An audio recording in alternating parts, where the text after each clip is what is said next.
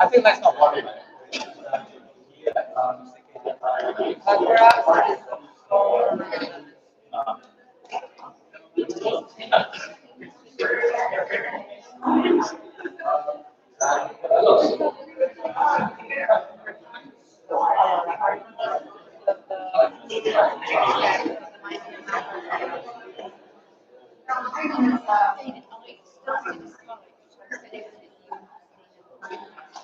Guardando se c'è un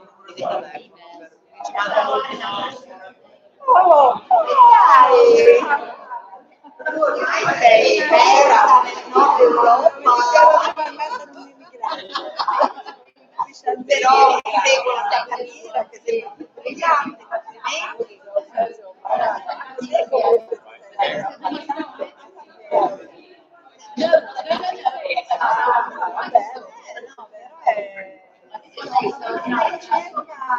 Un'occasione della mostra è stata tenuta sul Duecento, non lo sapevo prima, l'ho detto che doveva parlare sulla Medievale del Francesco, però oggi è a Roma, non si può mandare, a Verusca e io abbiamo cercato di portare un po', però io mi dedico analizzato e fare idea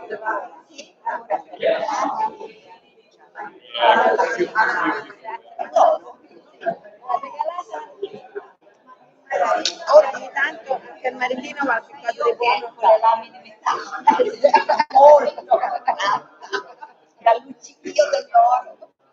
Questa è la bellissima lavorazione. Marco non sempre c'è questa volta è particolare davvero.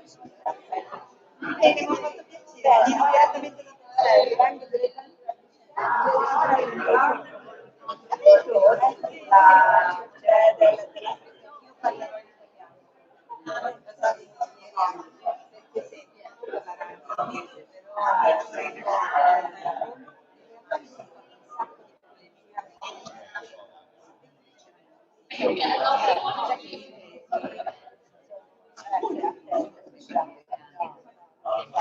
io parlerò in italiano. Perché senti,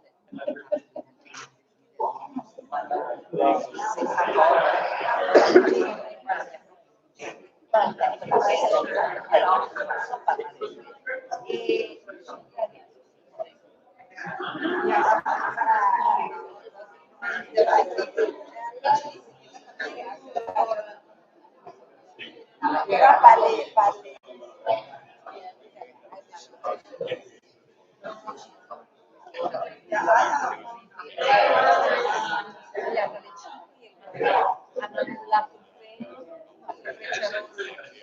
così c'è da ora a tornare. Quello ieri l'hanno annullato. Voglio fare il regionale, ci metto ora e brava. Vabbè, dai, vabbè, c'era. Almost there, we're just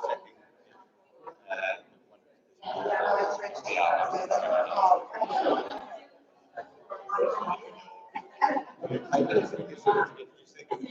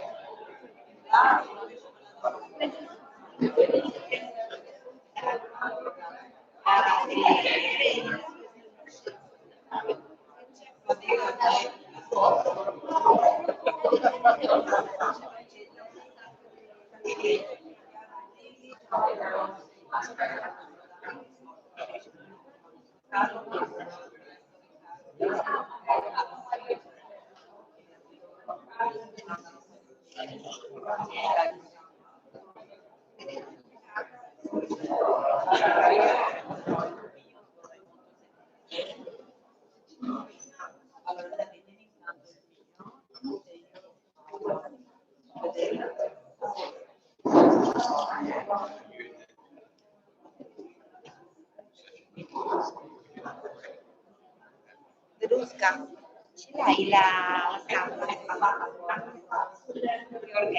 organizza?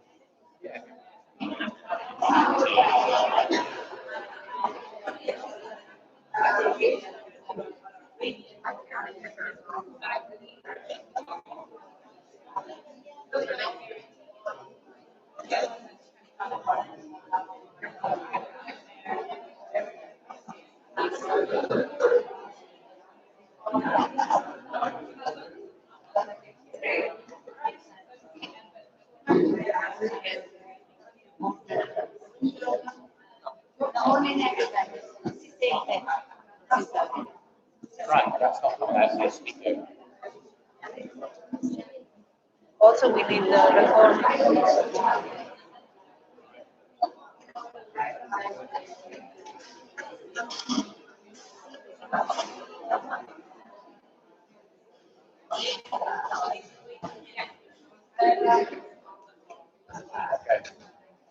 working.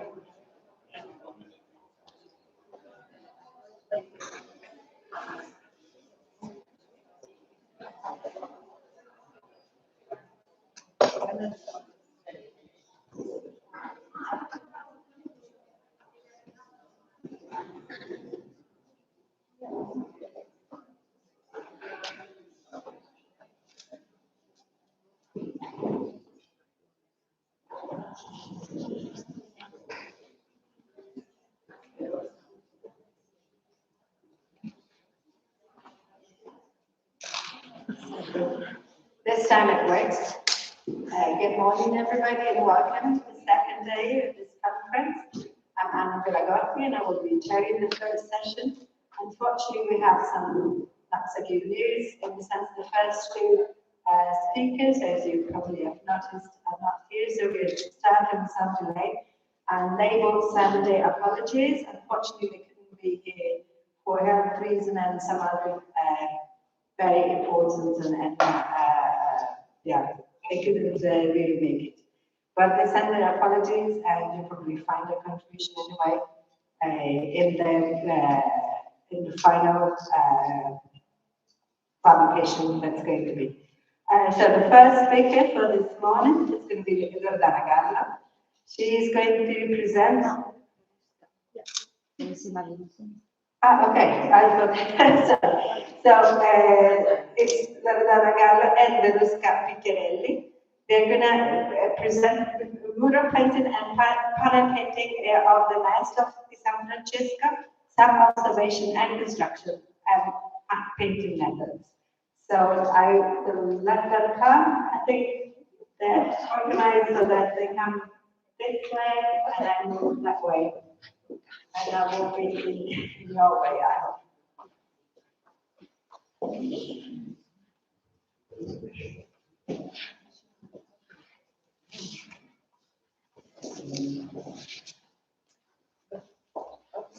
Sorry.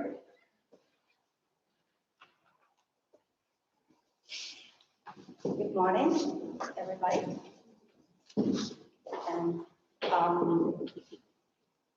in 2024, the Direzione Nazionale dell'India accomplished a courageous feat. At the conclusion of a challenging research project involving numerous specialists, the museum hosted an exhibition entirely dedicated to an anonymous 13th century painter whose identity and biographical details are unknown. Can you hear me? I have to speak louder. Okay, this way. Okay. That's it. The Maestro di San Francesco not only has no name, but also no confirmed provenance and no clearly defined chronological context, with the exception of a single date, the year 2072, inscribed on what is considered his masterpiece, a large painted cross in the Galleria Nazionale dell'Umbria, which came from the Church of San Francesco al Prato in Perugia. Everything we know about him is inferred indirectly from the analysis of his work, his production, which nevertheless forms a homogeneous catalog that is now almost unanimously accepted by scholars. Okay. The exhibition, The Enigma of the Master of St. Francis, the scene novel of the 13th century Umbria, curated by Andrea De Marchi, Emanuele Zappasoli, and myself, aimed to sketch a vivid picture of the painter, bringing together the entire corpus of mobile works attributed to him, with two exceptions only that could not be borrowed for conservation reasons, and thus reconstructing the painter's career in full three-dimensionality. I believe we can say that the project has restored one of the major figures of the 13th century to his rightful stature and demonstrated the leading role he played in the delicate phase of European art search for expressive autonomy from Eastern tradition, which began with Giunta Pisano and was then taken up by Cimabue, moving towards greater truth in the representation of emotions and feelings, without, however, losing anything in terms of exquisite elegance and aesthetic taste. It has also been demonstrated that the Master of St. Francis was the main actor in a fundamental passage in the cultural history of medieval Europe. That is to say, the definition of the identity and mission of the Franciscan order through the codification of an official image of its founder, which is simultaneously imposed in written sources and iconography. The preparatory work for the exhibition allowed for close-up observation and direct comparison of the entire production of the Master of St. Francis, including mural paintings, and provided a valuable opportunity to investigate the technical characteristics of his painting through a series of non-invasive studies and diagnostic investigations conducted with the precious support of the Technical Office of the Sacro Convento di San Francesco in Assisi, the CNR IFPC, and the Smart Center of the University of Perugia, to whom we extend our heartfelt thanks. This campaign was certainly not exhaustive, but should rather be considered as a starting point for more in-depth and targeted investigations, which are planned for the near future, let's hope. Also, in view of the intention expressed by the Custodia del Sacro Convento to proceed in 2027, hopefully, with the restoration of the impressive mural cycle painted by the Master in the lower church of the Basilica of San Francesco in Assisi. In this regard, it should be noted that the research sought to address from a technical point of view the relationship between the Master of St. Francis mural and panel painting, as well as given that he was such a complex artist, the combination with other techniques with particular reference to goldsmithing and glassmaking. The fusion transports us to a world of transparent colored layers and glittering precious leaves, themselves composed of multiple metals, combined and then built with colors that made them sparkle with unexpected pleasure.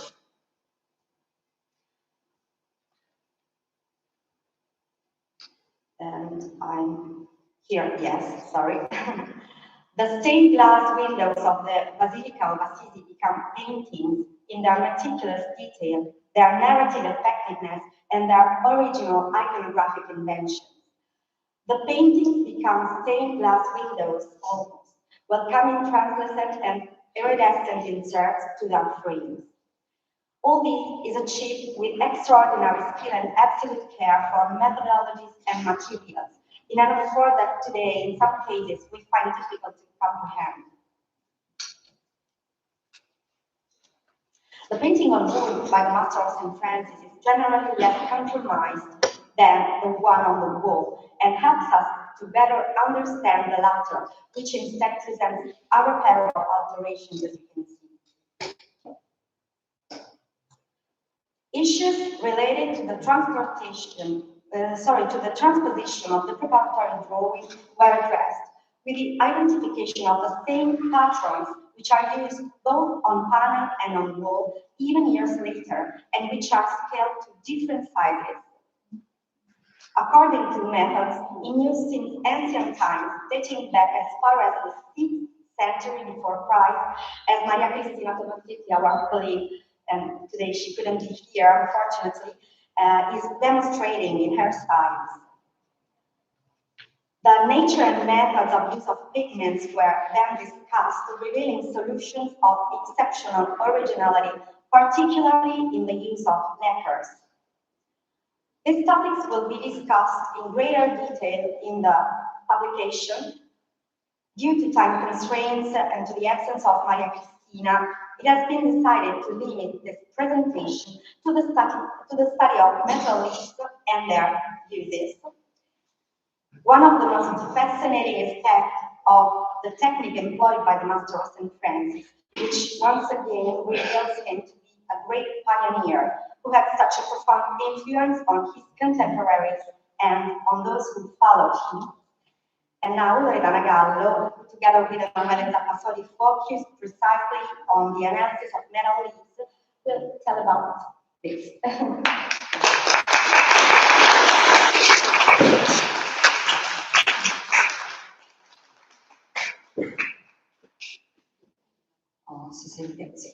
Good morning, I am Loredana Gallo, and I'm sorry, but I prefer speaking Italian because my pronunciation is very terrible. So, ok. Dallo schema dei dipinti analizzati emerge che nel corso del 1200 in Umbria le varianti della doratura a quarzo con metalli preziosi si limitano principalmente alla presenza o all'assenza di polimenti. La mostra di Perugia si è aperta con due croci di straordinaria importanza, entrambe firmate da Giunta Pisani. Queste opere testimoniano il passaggio cruciale dalla doratura a quarzo su preparazioni in colore o lievemente pigmentate all'introduzione del tutto innovativa di polimenti di colore rosso. L'uso di questa tonalità segna un vero spartiacque tecnico che dal 1260 diventerà la norma per gli artisti umbri. Al microscopio, nella croce della porziuncola di giunta, la foglia d'oro appare sottile, con qualche impurezza, indice della difficile reperibilità e della variabilità qualitativa del metallo. In quest'epoca lo spessore era di pochi micrometri. La foglia tendeva a frammentarsi e poteva essere risarcita anche con rattoppi metallici. Anche le dimensioni e la forma delle lamine erano irregolari. L'oro proveniva dagli scambi con Africa, Cipro e Oriente e poteva variare tra i 18 e i 21 carati per la presenza di impurità, fino alla diffusione della moneta aurea a titolo elevato come il fiorino e il ducato, come sappiamo tutti. Le varietà e le diverse qualità di oro, incluso l'elettro, sono attestate da Teofilo, che ci fornisce anche una delle descrizioni più precise dei metodi di fabbricazione delle foglie d'oro. Tra le dorature a quarzo è interessante quanto emerge dall'analisi del name piece del maestro del Rossale del Battista, dove un polimento rosso è usato per i fondi e le aureole e non per i dettagli minori, come per le corone dei giusti. Si tratta probabilmente di una scelta estetica e non assolutamente economica, a dimostrazione della consapevolezza tecnica e cromatica dell'artista. Un secondo caso è quello della croce del maestro di Montelabate, il cui fondo argentato presenta uno spesso strato di glassa con inclusioni di pagliuzze dorate. Questa soluzione conferisce un effetto particolarmente luminoso e prezioso, pur rispondendo probabilmente a un'esigenza di risparmio economico. Nella croce del maestro di San Francesco, le indagini chimico-stratigrafiche del 1990 di Cornale, Osanò e Damonte hanno rivelato un doppio strato preparatorio, perfettamente livellato con il raffietto, i cui segni si vedono in questi punti. La preparazione, spessa circa 1 centimetro, è composta da solfato di calcio e colla animale. Il bolo, identificato chimicamente, ha uno spessore di 10 micrometri, mentre la foglia d'oro è talmente sottile da aver richiesto risarcimenti con striscioline di stagno dorato, nelle zone critiche poco visibili, tra piano e cornice, come segnalato dai restauratori Fusetti e Mirilli. Sintetizzare le diverse modalità di doratura mordente si è rivelato veramente complesso, per via delle numerose combinazioni di metallo e dei procedimenti applicativi. Queste varianti miravano ad ottenere degli effetti ottici e luminosi straordinari, oggi in parte perduti. Alle singolari invenzioni tecniche del maestro di San Francesco emergono altri casi altrettanto interessanti e meritevoli di ulteriori indagini. Il maestro del dossale del Battista applica una corona d'oro, precedentemente lavorata a stampo secondo le prescrizioni di Teofilo, relative in realtà alla riproduzione dei sigilli. In seguito è stata colmata con gesso e colla. In alcuni punti la caduta della lamina e della massa di riempimento rivela l'oro a quarzo sottostante, inciso per definire lo spazio destinato alla corona. Lo stampo dei metalli è una tecnica antica di derivazione orafa che si evolverà nel rilievo in stagno fuso di ambito nord europeo dal 1200 in poi, per avere una certa diffusione anche nel nord Italia tra il 3 e il 400, come attesta Cellini al capitolo 128. I quadrilobi della cornice in gesso rilevato, così come le rosette e l'aureola del pannello di San Francesco del museo di Orte, dello stesso maestro, sembrano ottenuti da calchi, a conferma di un processo seriale della decorazione. Nel caso del maestro dei crocifissi francescani, invece, gli inserti a rosanga in lamina di stagno mostrano al microscopio tracce di lacche rosse e verdi, oggi frammentarie. Il maestro del trittico Mazzolini realizza le iscrizioni con metalli granulari, riconoscibili al microscopio per la texture opaca e grossolana. Si tratta di una tecnica già nota nelle miniature alto-medievali, molto costosa perché richiedeva una quantità di metallo maggiore rispetto alla foglia a mordente. Tutte queste pratiche confermano la straordinaria abilità degli artisti umbri nella manipolazione orafa dei metalli, probabilmente stimolata dagli scambi internazionali nel cantiere di Assisi. Nadolny ha osservato che i decori di stagno a rilievo fuso del maestro tramontano furono introdotti in Italia proprio nella Basilica di Assisi, nella Basilica superiore però. Anche nella Basilica inferiore si riscontra una grande varietà di tecniche per ottenere rilievi, come nel compianto di Cristo del maestro di San Francesco, dove sono presenti peculiari soluzioni a rilievo sull'aureola dorata e nelle medaglie lungo il suo contorno, che sembrano ottenute a stampo da una matrice. Nella croce del 1272, il capolavoro del maestro di San Francesco, i lustri metallici presentano indici di riflettanza differenti, dovuti non solo alla varietà delle lamine e dei rivestimenti colorati, ma anche al diverso spessore dei materiali. L'aureola di Cristo, in particolare, mostra una materia densa e traslucida, ottenuta alternando lacche verdi e rosse su fondo aureo, con piccole strisce di stagno bianco che ne amplificano la brillantezza. L'effetto è quello di uno smalto prezioso.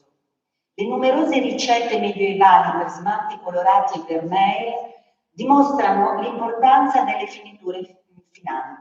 Teofilo, nel primo libro, descrive come colorare la foglia di stagno con pigmenti in olio di lino per ottenere le pitture traslucide. Sotto l'iscrizione in oro su raro mordente nero si trovano, io parlo di questa iscrizione, vedete, si trovano dei decori geometrici a losanga in oro su stagno. Una pratica comune tra gli artisti umbri. Invece i profili polilobati del tabellone centrale sono in stagno dorato o mordente e talvolta con oro di metà. L'oro di metà, a lungo considerato una lega metallica o falso oro, è oggi riconosciuto, grazie ai primi studi di Scout del 1978, come una doppia lamina di oro e argento battuta a freddo. Diffuso in Toscana, molto in Toscana, per decoria mordente dal 1270 alla fine del 1400 è citato da Neri di Bicci nelle ricordanze e documentato in opere di Cimabue, Giotto, fino ad arrivare a Gentile da Fabriano, per citare solo i più famosi. L'unico raro caso a me noto di oro di metà a guazzo è il trittico Ringli del maestro di Santivo, dove evidentemente la scelta è stata determinata da un fattore economico. Le analisi più recenti, a cominciare da Iveno, Ufficioli e le ultime più recenti su Cimabue del Louvre, mostrano spessori variabili tra 2 e 7 micrometri, a seconda della funzione decorativa e dell'epoca d'uso, confermando la grande varietà dei procedimenti di fabbricazione.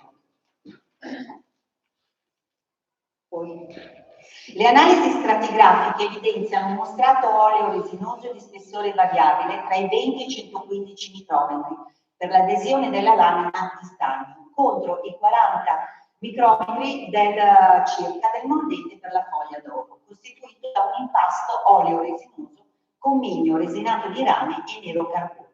Ciò dipende dalla diversa consistenza e densità delle due lamine. In queste immagini si nota anche l'irregolarità di superficie dell'oro tipico della doratura non pulita.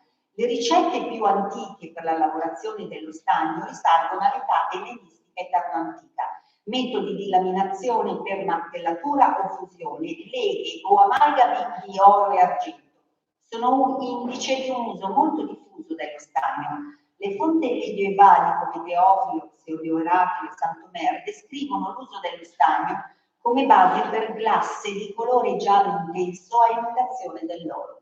In un'epoca in cui era ormai obsoleta, Cennino Cennini menziona la lamina di stagno dorata con oro zecchino, impiegata sia su tavola che sul muro dalla fine del Duecento da Giotto e a partire dal secondo e terzo decennio del Trecento da Simone Martini e Lipomemmi.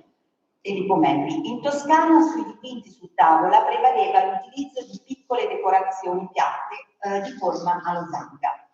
A Roma è notevole il caso dell'aureola di Cristo di Pietro Cavallini del Camposanto Teutonico, restaurato da Gian Tomassi nel 1983, dove la doppia lamina oro-stagno, suddivisa in varie sezioni, è stata applicata a mordente sulla razzatura rilevata a pennello con gesso, colla e olio. Le ricerche di Nadolny dal 2000 hanno fornito un contributo fondamentale alla comprensione di tutte queste tecniche. Un'altra raffinatezza del maestro di San Francesco è l'impiego di un punzone minuscolo sullo stagno dorato delle corolle dei fiori del tabellone. Lo stagno punzonato sulle tavole sarà poi usato da Simone Martini e Lipomemmi, come documentano la croce di San Casciano del 1315 e il trionfo di San Tommaso d'Aquino in Santa Caterina a Pisa del 1323. La doratura a mordente del suppedáneo della croce di Perugia del maestro di San Francesco presenta caratteristiche anomale al microscopio. L'oro è in rilievo, lucido e specchiante, privo delle crettature tipiche dei mordenti oleosi e senza lamina di stagno. In sezione stratigrafica il mordente appare spesso e grigiastro. È possibile che si tratti di un'amalgama oro-mercurio o di un mordente acquoso, ipotesi ancora da verificare. Ho finito. Il confronto al microscopio con la croce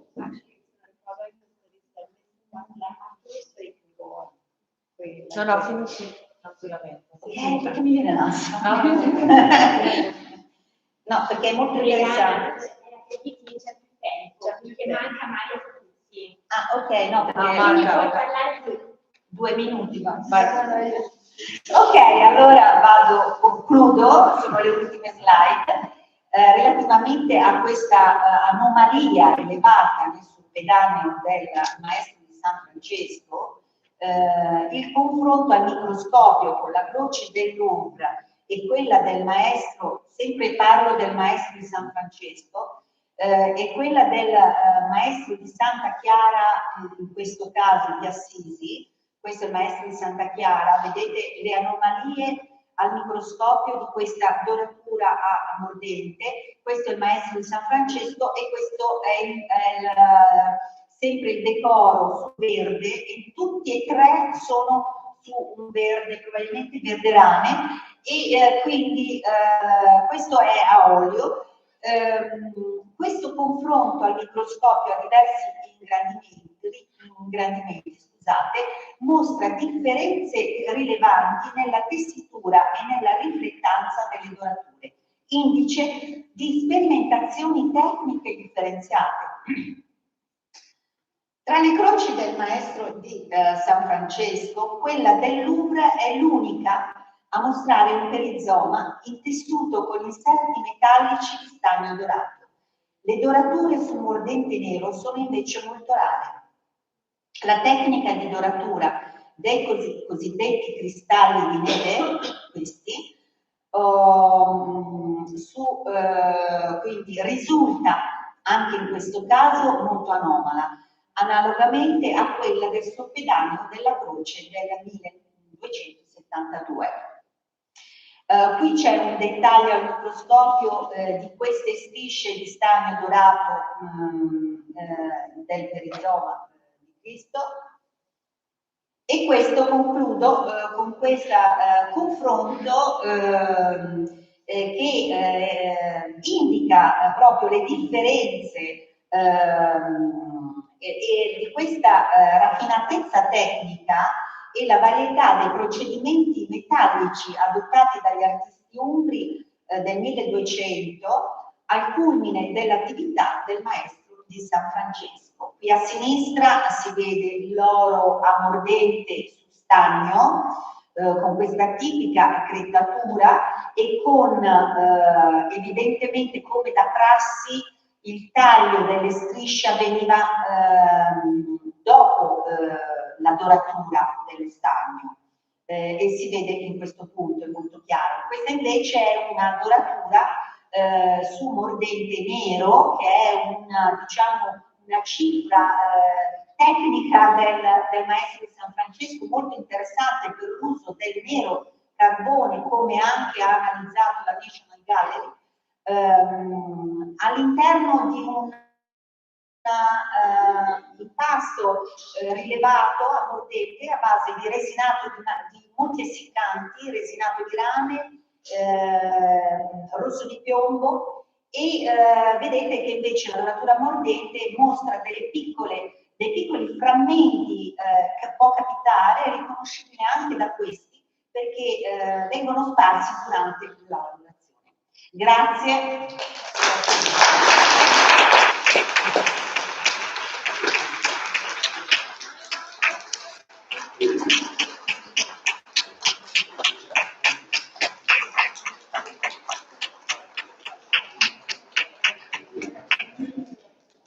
Thank you very much for this very fascinating talk with a lot of information.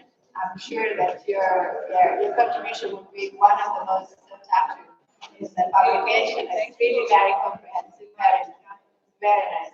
I am wondering if there is any question from the audience. We have some more time because we not only the two first speakers, but also the one after the next is missing. So we have time for questions if anybody in the audience has any. Does anybody have a question? Somebody raising their hand? Otherwise, I was wondering actually, you have really a very comprehensive overview of a lot of information for many different paintings and very many different techniques. I've seen that you mostly used microscope and cross sections. Yes. Do you also use other techniques? Do you suggest to use more techniques to gather more information about in the future? If you had, suppose you have you can dream of anything. What would you use? For me, it's very useful. It will be very useful. The mapping XRF. for analyze the organic materials and for confirm the presence of mercury in or aqueous mordant in the cristalli di neve. Yeah. Gordon defined this particular decoration, very, very beautiful and interesting for me and for all historians. It's important now, very important to study that is painting by not invasive analysis. It's important now, but in the 90s, in the last century, in this crucifix of Master of St. Francis were made 13 yes, cross section, and after in the crucifix in the small crucifix, we made 3 cross sections. So there is an evolution, and it's very, very important for all, because now the not invasive analysis are very, very important and very, very precise in this in understanding this technique. If I may, maybe. It's important to say that some of these analyses with microscope have been made by Loredana during the exhibition, when the paintings, the panel paintings by the Master of St. Francis gathered and were reunited in the Galleria Nazionale dell'Umbria. Maybe you have seen that we have one panel from the Dostal of St. Francisco of Prato, on which we have made XRF, and thanks to the CNR I mentioned before, during the preparation of the exhibition, and that's what we have been able to make on that month. But in the view of the restoration of the mural paintings, we are projecting an improvement of the campaign even on our paintings, because in the meantime we have bike and Apollo camera, so we will make reflexographies, and we will manage to create partnership with the CNR again to study mural and our panel paintings during the restoration. We have, how can I say, I don't know if in English you say, made treasure of the presence of all the panels, almost all, just one was missing, of the Master of St. Francis and of the paintings by many other painters of that time, which were in some way linked to the Master of St. Francis, to have an overview of the use of the metal leaves, because that's what we were able to do in that moment. Any more questions from the audience? Any curiosity or anything you want to hear now? You have the opportunity to if not, then we thank again our speakers.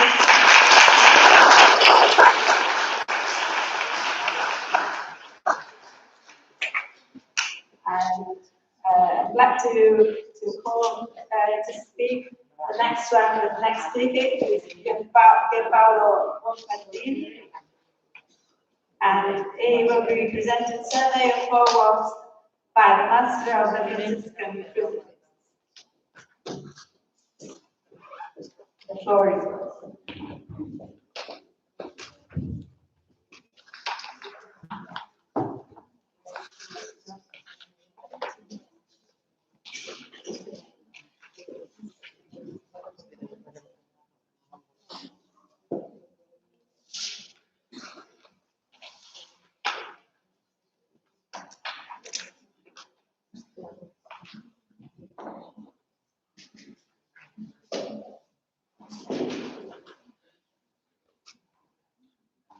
Hello.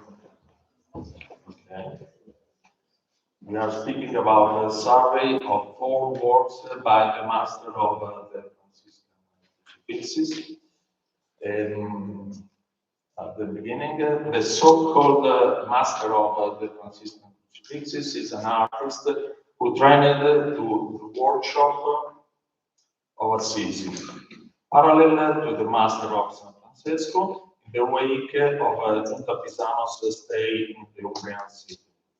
4 of his works are considered here: the Crucifix from the Pinacoteca Comunale in Faenza, and 3 others from the Bolognese convent of San Francesco, and now exhibited respectively in the Pinacoteca Nazionale of Bologna, the so-called Croce del Corpo, in the Musarelli Chapel in San Francisco, Bologna, and in the library of the same convent.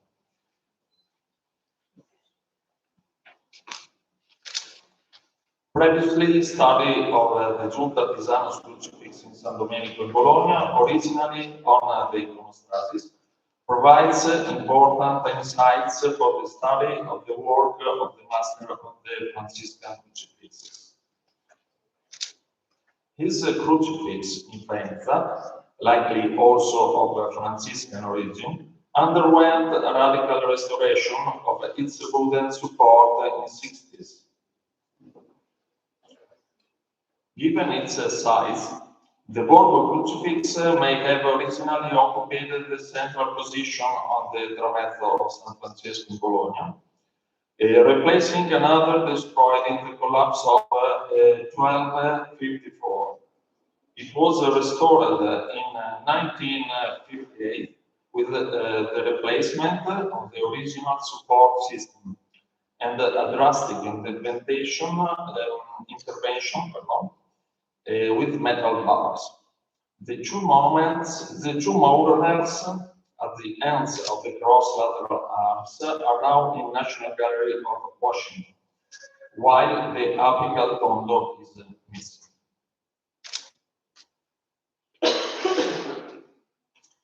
Archival photographs of the back reverse document the original appearance of the support for both these crucifixes.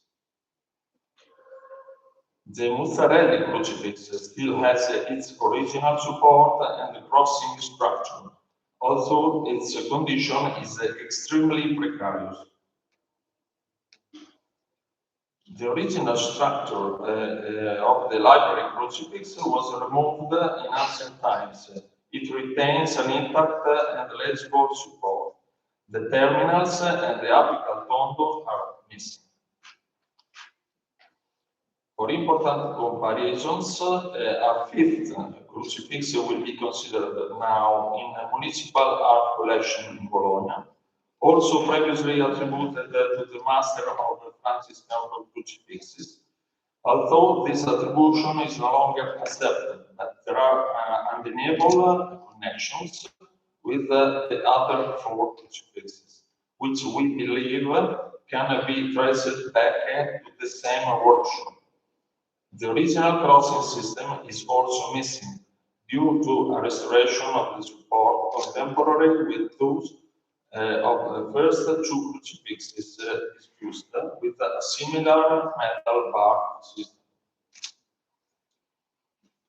The wood of the 4 crucifixes is poplar, clearly distinguishable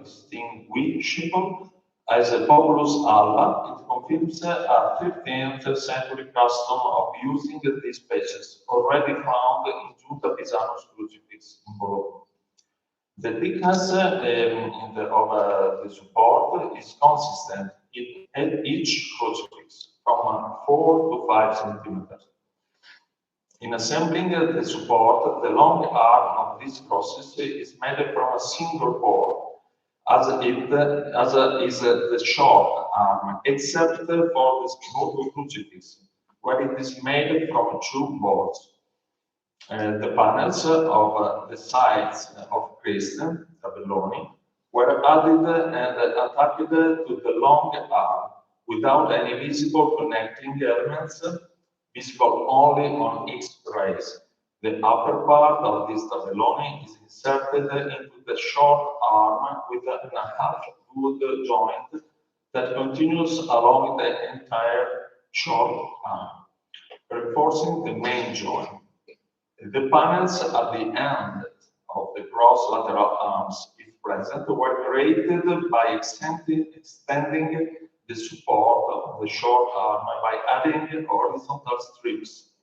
In the four crucifixes, the short arm is placed before the long one, highlighting the horizontal line of connection near the chest on the painted front. The priest hallows above the half circle are placed near to the half-good joint between the short and long arms and attached with the nails inserted from the front before applying the canvas, lowered below the surface level and hammered on the back. All four crucifixes feature lining, a canvas placed between the support and preparatory layers, glued to the support and serving as a shock absorber to reduce any tension induced on the painted surface by the screenset and the swelling dynamics of the wood support. A preparation was applied to the back of the structures to reduce humidity and reduce movement of the support. This preparation is still present on the mozzarella crucifix, traces of which can be found on the back of the library crucifix, while for the thinner Borgo and the French crucifixes, it is documented by all the photographs. The original crossing system, still present on the mozzarella crucifix, is a grid, like those in Faenza and the library crucifixes. The system, already in Giunta Pisano crucifix in San Domenico, recurs in a simplified form in many other contemporary crucifixes, and is variously elaborated in the crucifixes of the 14th and 15th centuries. It consists of two cross pieces placed on the back of the short arm, which inserted with the two placed behind the long arm, with a half-timber joint. The cross pieces were fixed to the support with nails driven from the back into the preparatory holes, then riveted on the front. In the Borgo crucifix, however, the support system consisted of two cross pieces on the short arm, which intersected with a single cross piece in the center of the long arm, with a half timber joint. On the front perimeter frame of the Borgo crucifix, circular traces of studs, presumably metal, are evident. They are arranged at regular intervals to achieve a decorative effect known in contemporary works, where they are often in stucco relief. A similar metal stud decoration can be seen in the much smaller painted crucifix attributed to the Master of San Francisco in the Louvre. The Borgo crucifix features golden studs, very similar in size, still present around the perimeter of the halo. Traces of the same decoration are also found on the halo of the French crucifix, where the holes for the studs are clearly visible, arranged in a regular pattern. Alongside the front frames, additional frames were applied along the perimeter of the support as early as the 13th century. This typology characteristics, for example, the Giunta's crucifix, with thick frames in entirely covered in red with the 3 rows of metallic leaf lozenge decoration. In the crosses by master of the Franciscan crucifixes, the lozenge decoration on the frames is present in the Faenza crucifix, which is covered in a similar red layer with 2 rows of metallic leaf lozenge decoration, while the library, the Musarelli and the Borgo crucifixes do not longer have their original lateral frames. One of the most striking technical characteristics of the master of Franciscan crucifixes is the extensive use of the glass inserts, a characteristic he shares with other contemporaries, although not as extensively.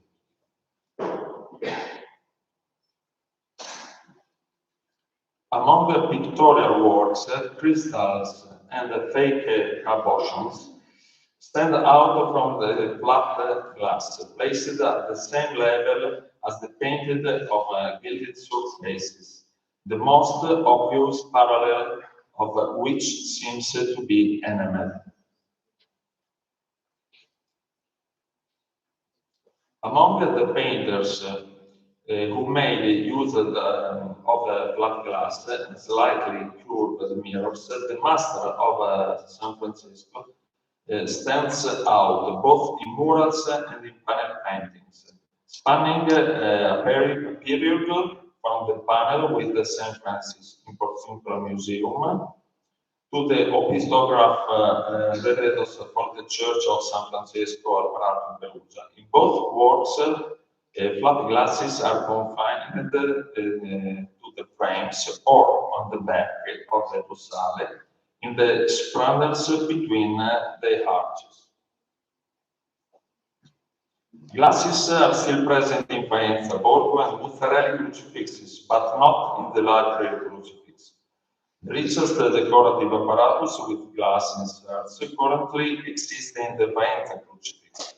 The 2 panels display a grid in which alternating roundels or portion of roundels made of slightly curved mirrored glass and the lozenges of blue flat glass, both connected by a grid of painted diagonal bands, also having a blue-black background. The same background layout based on a diagonal grid also adorns the panels of the other 2 crosses containing glasses, although these are largely lost. In the Borgo crucifix, the glass recesses have been filled in, and on the right panel, they have been covered with a 15th century pictorial addition. Upon the closer inspection, a significant residual fragment can be identified in the upper left corner of the right panel, consisting of a fragment of a curved mirror with a remnant of underlying metal leaf that, due to oxidation, appears to be silver. The Musarelli crucifix also bears clear traces on the seats for the circular discs, which have now been completely lost, except for 2 fragments of mirrors. In the quoted study of the Bolognese Giunta's crucifix, based on the presence of silver leaf under all the painted decoration of the panels, a sort of translucent painting, like pittura translucida, imitating enamel, was hypothesized.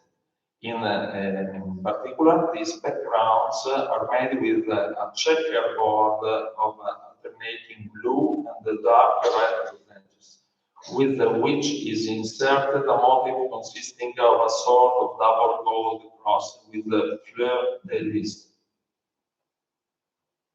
The master of the Franciscan crucifixes also take up the motif of the lozenge containing a fleur de lis cross, or arrangement of it. evoking actual enamel plaques.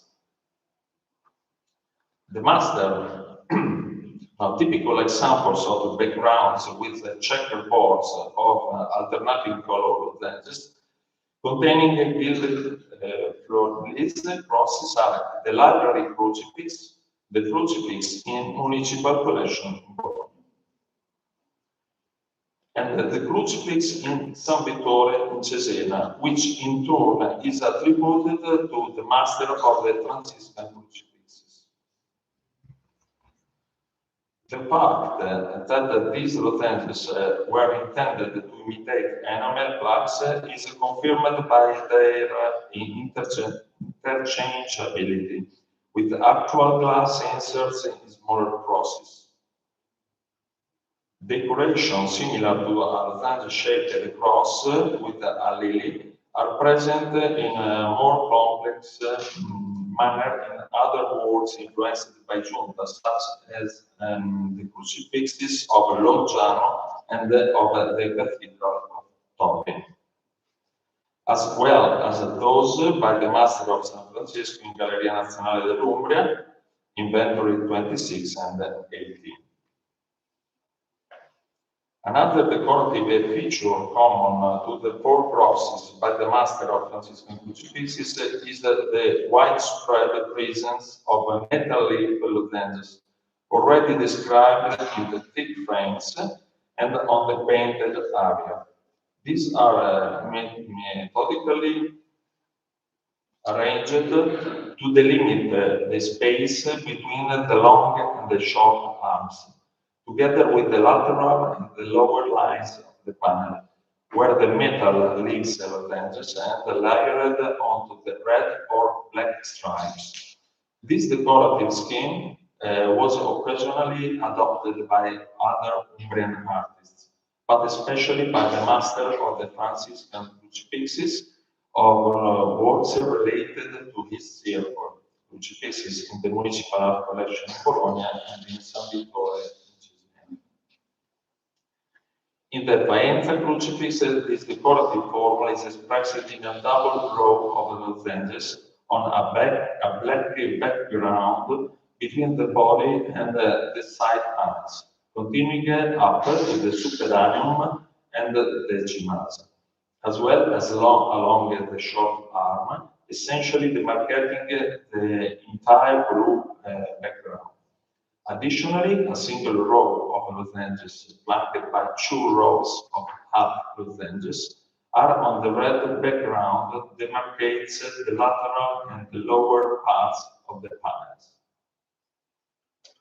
In the Borgo crucifix, a single row of lenses on a red background is present between the body and the side panels, continuing up to the superanium and the decimals, as well as along the short arm, essentially demarcating the entire blue background.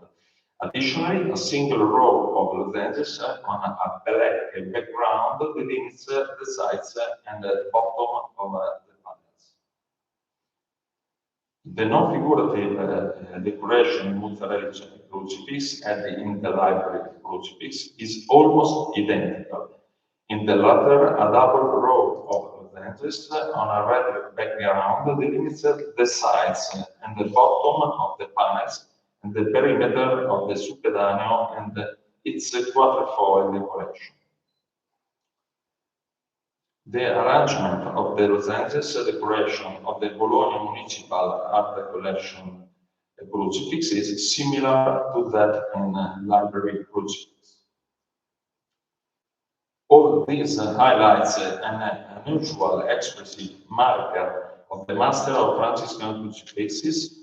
Moreover, although a metal leaf in lenses was otherwise used primarily to delimit reliefs and frames, the formula focused on here is found only sporadically in the Giuntesque context. This overall reading can therefore constitute a distinctive element of the Master of the Franciscan crucifixes and his closest and most direct collaborators, which stands alongside the more usual historical and critical contribution. This presentation, based on direct observation and focused on the technique, suggests new insights useful to the history of art beyond the limits of a mere pictorial practice. Thank you.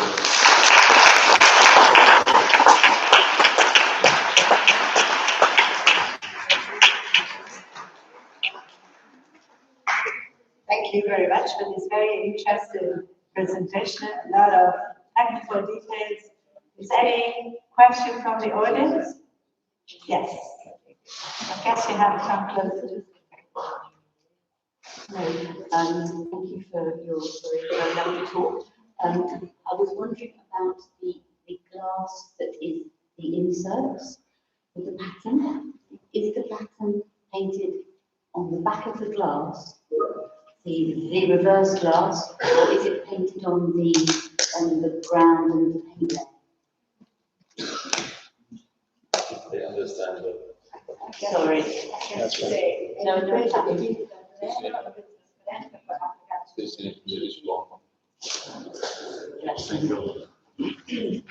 The glass are transparent, and there is a metallic, usually silver, on the ground. So it's like a translucent because the metallic effect is through the transparent glass. Like a mirror. The design on the back of the glass. No. Thank you. Come negli specchi. Come negli specchi. Like a mirror. Like in mirrors. Any more questions from the audience? I was actually wondering, I mean, of course, this is clearly something that somehow wants to give the impression of goldsmith's art, something like jewelry, something like this. And you have identified something that is very specific of this master. I was wondering if you have found any relation with jewelry, with any jewel, any cross that perhaps has the same designs or something like this. Or is this any, I mean, it's just a crazy question. You say jewel. Yes. I understand. Yes. They are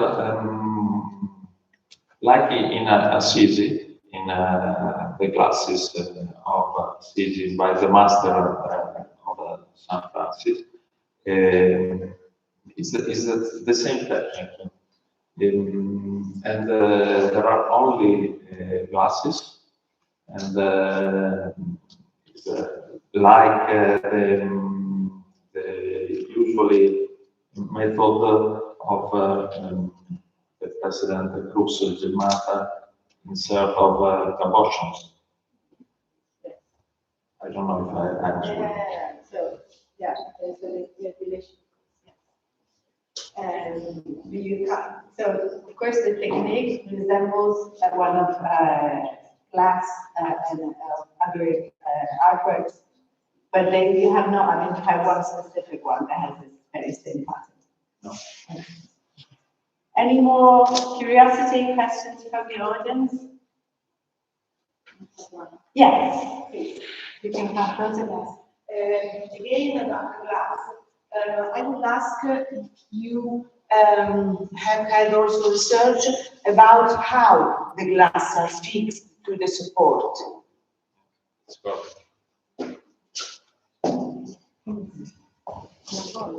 The glasses are fixed on the support with perimeter of stucco. So there is on the wood there is a preparation with the gesso and with the metallic foil, usually silver, and after the glass is applied with the stucco around. to fix it. In fact, a lot of these are missing. And the stucco is made of gypsum and glue. Yeah, of course. It's the same gesso and glue of the grounds. Thank you. I wanted to say that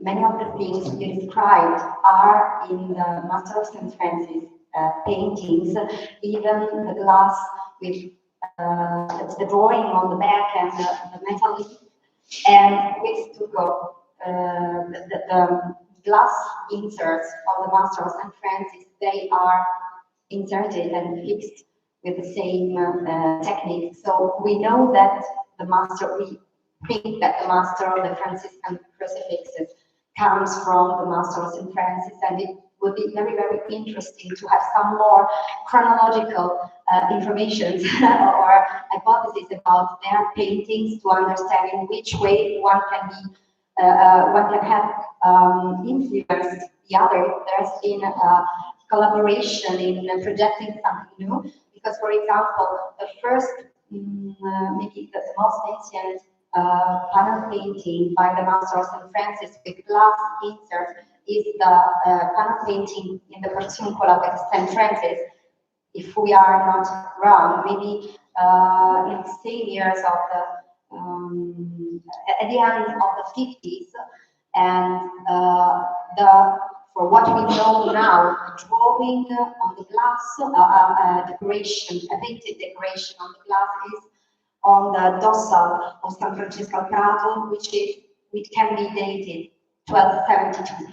So it's a pity that we don't. I don't know if you have made a research even on the chronological sequence of the crucifixes by Master of the Franciscan crucifixes to have some more information about this. But we know that Giunta was in Bologna for the crucifix of San Domenico in 1250. And after the crucifix of Borgo, the second one, we think was on the iconostasis in San Francesco in Bologna in 1258, we think. There are a lot of documents in this way. And the other crucifixes, the oldest is it comes from a convent of Clarisse, Venza, and it is 1261. We know this, only this. For the others, we don't know, we don't have the documents about it. But the age is the same, I think. Thank you. Thank you. More questions? Anybody? If not, thank you again. Grazie.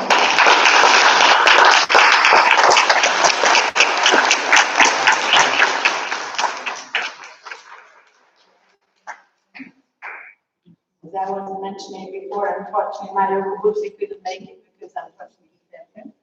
So we move now to Jana Markovic-Villa. I invite her to come to the table. And she will present Duecento art in script and Dalmatia, multidisciplinary research and conservation. The floor is yours.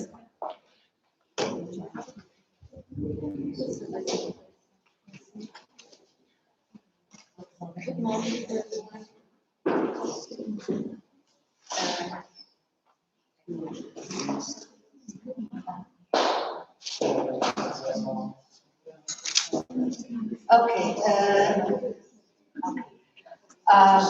According to the title, I'm the gray, enormous. So, and because I have shoot, it was very frustrating for me to prepare it, but I decided at the end to make a simple story about Dalmatian art sorry. I make a simple story, and then if you have any question or any offers for collaboration, so I would like to say a few words, but you already know, but it's a nice introduction to the art. That the Croatian region of Dalmatia is widely open to the sea, due to its geographical structure, a coastal strip with thousands of islands, capes, and sharp sea. Oh yes, I can do it. It's better. Capes and sharp sea crags, about 400 kilometers long and sheltered by a chain of mountains. So its historical cities were formed along the mountains of karst rivers and the specific locations that guaranteed safety. Former Solana, center of the Roman province of Dalmatia, was formed in such a place, and not far from it, the city of Split developed from the Diocletian palace. Underwater archaeological finds of wooden ships proved the living continuity of the shipbuilding and navigation along the Adriatic Sea and across it to the Italian coast, with which it has been closely connected for centuries. The relatively frequent changes of political and state frameworks along the dividing line, and at the same time the dynamic zone of fusion between East and West, combined with a relatively small number of preserved works of art, makes it difficult to fully understand the influences and the continuity in the painting and wood carving tradition. Until recently, it was believed that then Dalmatia was this partly forest land of stone architecture, whose works of art were mostly imported or produced by interred masters. Recent research evidence thinks that it had been a dense forest area, that the seas and rivers were corridors for transporting wooden logs, and the Seine and Dubrovnik, two towns, were important places for trading and exporting wood. The types of wood detected in medieval art and architecture uphold these findings. All types of wood could be found and were logged in Dalmatia and its hinterland. We can thus complement Moretta's forest map of Europe from the aspect of the artwork of the area. We also investigated the typology of woodworking tools, including the set from the 13th century, which complements the analysis of the tool marks on works of wood. Sources list all wood carvers by local names, and in the absence of painters' names, they were named after their works. For example, masters of painted cross of St. Clara. So it seems everybody had one. Because apart from Benedictus, the author of an icon from the end of the 13th century, paintings were not signed. The 13th century Historia Salernitana mentions two contemporaries, Matthäus and Aristoteles, painters and goldsmiths from the East. Archives mention several Greek names, which proves orientation to the East, but also to Apulia and Lombardy, which were the main lines of artistic influence before Venetian rule. However, the majority of the work can be observed within the framework of the development of what is known as the Dalmatian school of painting or the Split school of painting. The world map of that time gives a clear perspective of the Adriatic Sea as a vibrant place of trade and exchange, a melting pot, as well as the place of many additions. In the art we present, it is a place of unusual creations and compilations, unique technical solutions, and personalities that receive these influences into the style that, due to the small number of preserved works, appears heterogeneous. The groups of art is certainly but a tiny number of what has originally been created in a larger metropolis of Split, to which 18 dioceses gravitated at one stage. They're located in their own towns of origin, but a few of them just on their original locations. Today, we are broadening our research to a total of 26 panel paintings, illuminations, and works of polychrome plastic, and we are charting new paths and resolving unknown essential for understanding the genesis of Dalmatian painting and its uniqueness.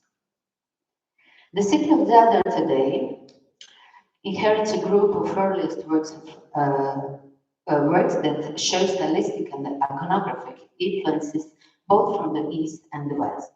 They show it as an incalculable nature the tenacity of the Byzantine painting tradition, since the coastal cities were under Byzantine rule until the 10th century. The Zadar painting crosses, however, due to their remarkable features without these influences, have long been dated unusually broadly from 9th to 13th century. The older one, Christus Triumphans, has only been technical research to a small degree, so we consider it as a priority. The two icons from the sub-13th century, under which is the original 20th century paintings, show that they, like other preserved works, were renewed as a condition for their survival in a liturgical function. All the others had to be destroyed, as described in Visitation. Due to the relatively late establishment of conservation profession, the accumulated historical layers mostly survived until the second half of the 20th century. When the evaluation and interpretation processes began, the methodologically routinized profession didn't use any methods of technical research until the mid-90s. Christina Thieme comprehensively grouped and carried out the initial technical research in the 13th century panel paintings as part of her works on the polyptych from the Trogi Cathedral, a singular work of Byzantine painting from the second half of the 13th century without a direct parallels. After the devastation of Zadar in 1204, Split entered its golden age, becoming the center of developed Romanesque art in Dalmatia, and left us 10 panel paintings and polychrome wood sculptures. All the preserved works of art are in the various stage of research and conservation. This is some analogy from the art historian of Madonna and So this icon also from Split, it seems that it's the oldest of the three that we have in Split. And two more crucifixes. And also the important ones are of those isolated in their own cities, particularly crucial to understanding the range of contemporary painting. Art historical dating and stylistic and comparative analysis of paintings are extremely important as a guidelines. In order to better understand artworks and in these circumstances, an approach was designed to detect, sum up and group technical data, highlighting the specificities in painting recipes and techniques.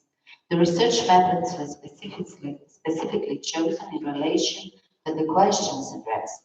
Therefore, with wood and linen as carriers, we analyzed the entire complexity of painting techniques, pigments and their mixtures. Here you'll see that the lead white and vermilion are in every painting, and the use of calcite is very rare, but now we don't have very much time to talk about this, maybe later. The banda structure is analyzed, I really adore, prolonged by Stefan Sumpel. It shows the use of binder across the layers of the painting and the polygon sculpture. I did only 3 of those analyses. Also, chrysography, I was very happy to see in the last 2 lectures the mentions of chrysography of using the thin, gilded tin foil. So we have maybe 13, I think, examples of using of it. In one of them, in the Troguer and Magellan, the tiny line of the gilded tin foil is just half a millimeter wide. I was really astonished at that. And also the traces of the original varnishes I think it's very, very important to understand the whole structure of the preserved layers of the original paint. So we can find only 3 traces of varnish. You can see the differences here. As a small synthesis, we list stratigraphy of individual colors, so-called barcodes, I call it barcodes, to observe overlaps, which could be one of the keys to the broader connection. We also noted the physical and chemical differences between particular materials, for example, azurite, which is abounded in the area. As a special feature, we note the rare use of green, mostly composed from azurite, orpiment, and indigo. Although the research has been ongoing for years, this last 2 are my project for the last 5 years. And the biggest steps forward are the modern conservation projects and the written. For a conclusion, it will be necessary to carry out a long series of analytical procedures within the framework of this informal research project. I mean, I do most of it in my free time. I'm very full of restoration business, job, direct, and to complete the technical database. The question we ask, what is the relationship between early polychromy and the panel painting techniques? Oh, it's here. What is the relation between that painting and miniatures? So on, so I did here very interesting comparison between illumination from Tropic Cathedral. It's a very beautiful one. Our parts were drawn from historical technologies and archives, of course. In addition, we also examined the work from the 14th and 15th century as the ultimate determinants for understanding the overall development of Dalmatian panel paintings until its gradual extinction after its peak. The Dubrovnik School of Painting from the 15th and 16th century. This is my present project.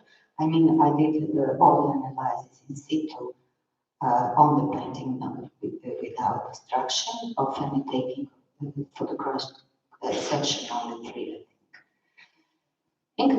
In conclusion, we believe that the late start in researching these works is in our case an advantage because armed with the modern analytical possibilities and desires, we have inherent historical layers to work those wooden and paint structures were not damaged during the development of the conservation profession, leaving key decision to our future plans.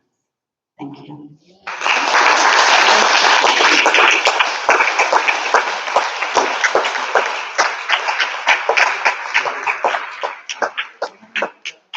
Thank you very much for this very dense talk. You touched upon a lot of different topics. I wonder first if there is any question from the audience. Yes, you please come closer. We have only 1 minute. Actually, not a question, but maybe I can about when you said oil tempera, which type of binder? Sorry. Okay. And there was also other definition of the binder. So when I said oil tempera, the doors from the Split Cathedral are dated in 1214, and the front door of the cathedral, it was my project for 5 years and part of my doctoral thesis. So I've been researching especially technical parts. The color are completely peeled off during the restoration 1908, but I find a few traces of the color. And so we did a special type of analysis because it was open to the air, you know, the rows of the winds and everything. Then I realized it's pure oil inside, so I realized it could be the oldest oil color that we have. And I'm really, I have to contextualize everything here. So I'm not sure for each term, for each, So I've heard of your lectures here, and I have many questions for you. I think much more than for me. There will be time for question also for the government. It's not temporary. It would be oil color.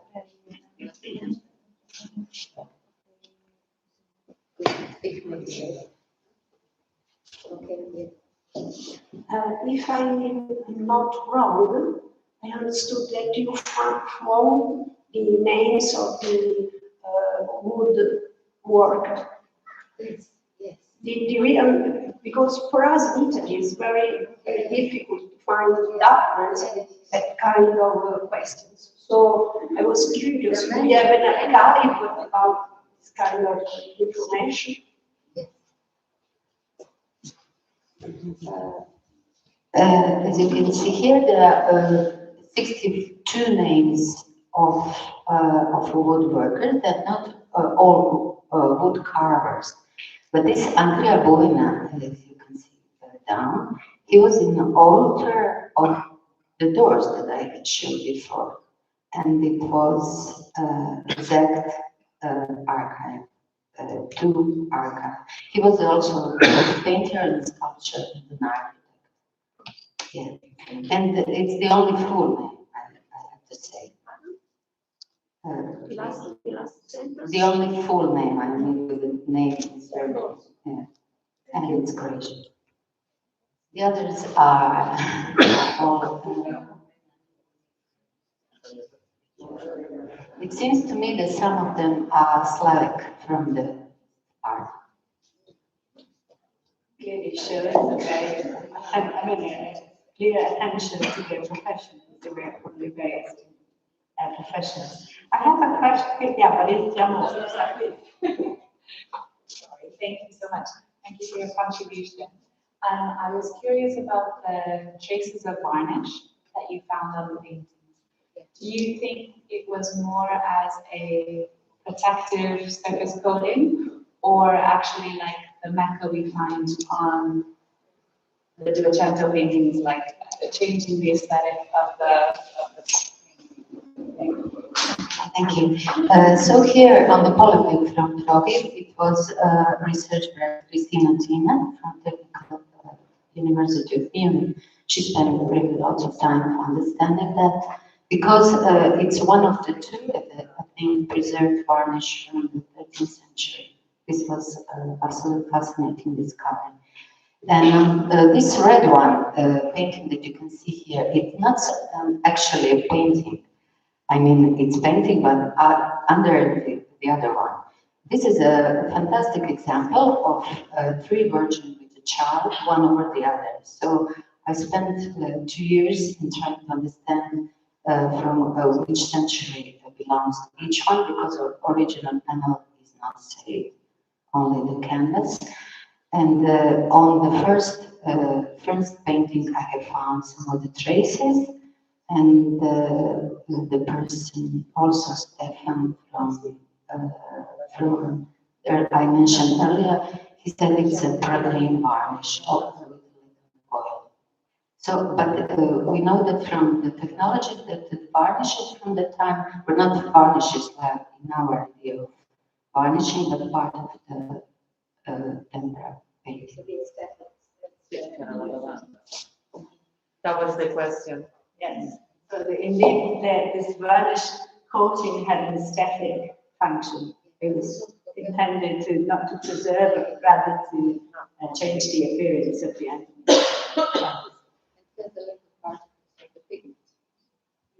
Okay.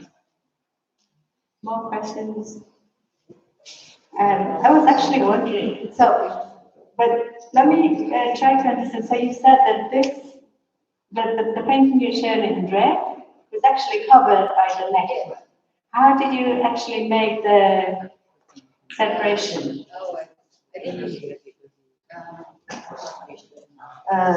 Here on the top one, we should see the big windows in the underlayer, because restores from 1964. They were very curious.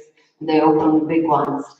So my concept was not to remove any of those layers, just to try to understand these two are also virtual reconstruction. All three of them are virtual reconstruction. And the question was, so I opened just microstones. Somewhere I could see the downlays across through the damages, and somewhere I had to open. But there are maybe 10 or 15 just tiny opens. And so I managed to make those three of drawings. And we did many of analyses in situ, and some of them, I think, more than 80, and some of the cross-section, and then lots of thinking. I also saw perhaps a tomography that you made, so you actually did a lot of scientific analysis. So, and on the end, you can see all the methods that I have been using during this. Some of them are as a part of my project, restoration project of the doors and the choir cells, which are completely fascinating. The polychrome is about 50% still there, and it's from the second half of the 13th century. And they're brown now, so I also investigated the colors. This is what I managed to find, to collaborate with until now. Maybe you have an idea. And one of the most, I think, interesting thing is this Byzantine technique, which was mentioned by Heraclius, just a thin layer or thin metal layer, and Theophilus with a thin layer. And we have found it on the polychrome, on the illumination of the paintings everywhere. And also with the varnish, not the red lace over it. And we're not sure about, someone said about the type of the oil and the glue, because it was cutting and then applied. But they're all in very bad situation because of the restoration, and it started to use as a basis during cleaning and all. Sorry, just an information. What is the background? What type of?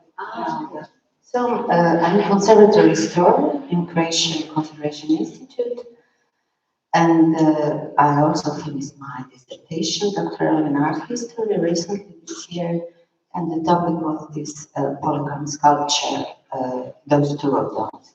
But this painting part, I have been researching as a part because I was sure that connection between polychrome, it was really intense to me. But I didn't finish that in my mind. So this was a beautiful situation.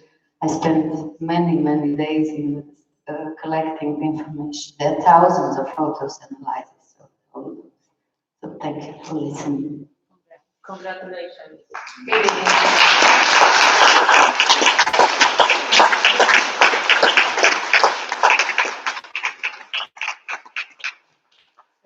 this ends the first part of this morning. We have now a break until 11, so we'll reconvene here at 11. Thank you again. And there's coffee. And there is coffee. Any presentations for the next session? Can you come and get them to me now, please?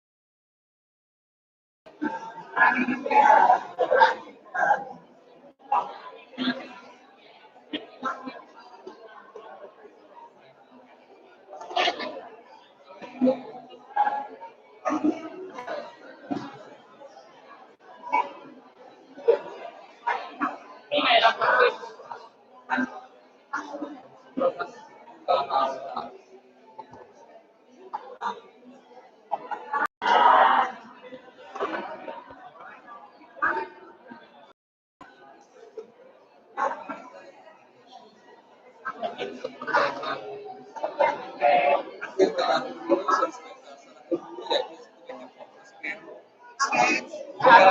exactly.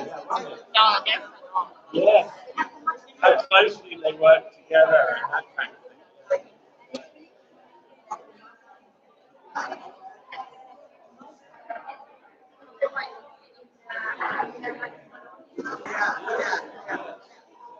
Charting out territory. Yeah.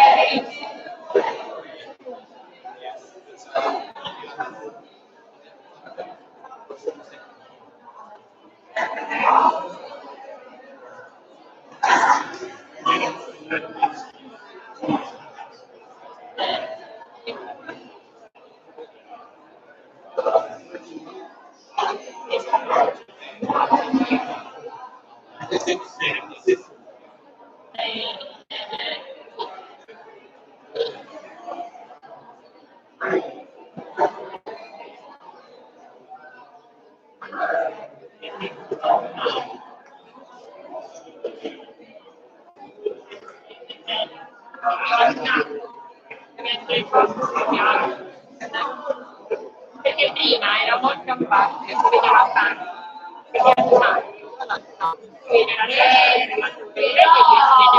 però sono cambiate le luci, perché c'è il portone aperto e le luci tutte aperte, però si vede bene. E ora vediamo che però effettivamente magari lasciare il portone dietro forse è meglio. No, quel portone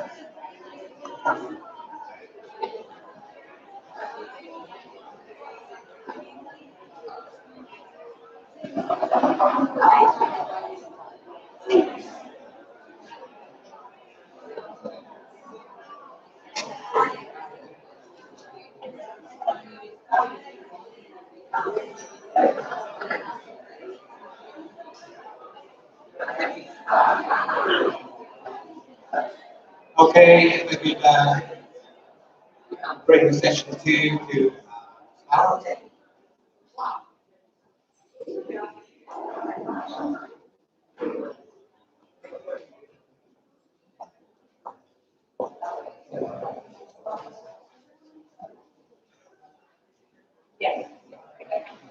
Welcome back to session 2 of day 2.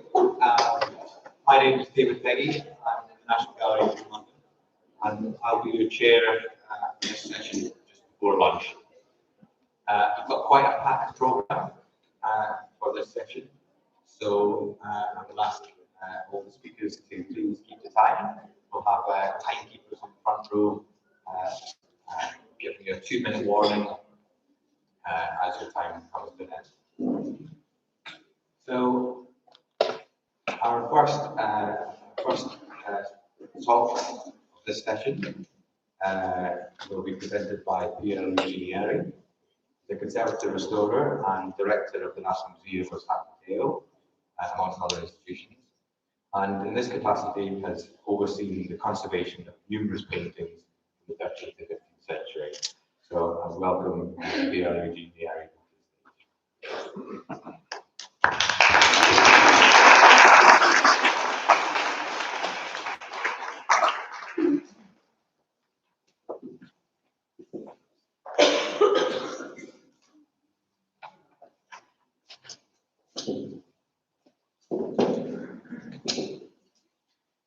Good morning. I apologize, but our presentation will be in Italian. Sorry.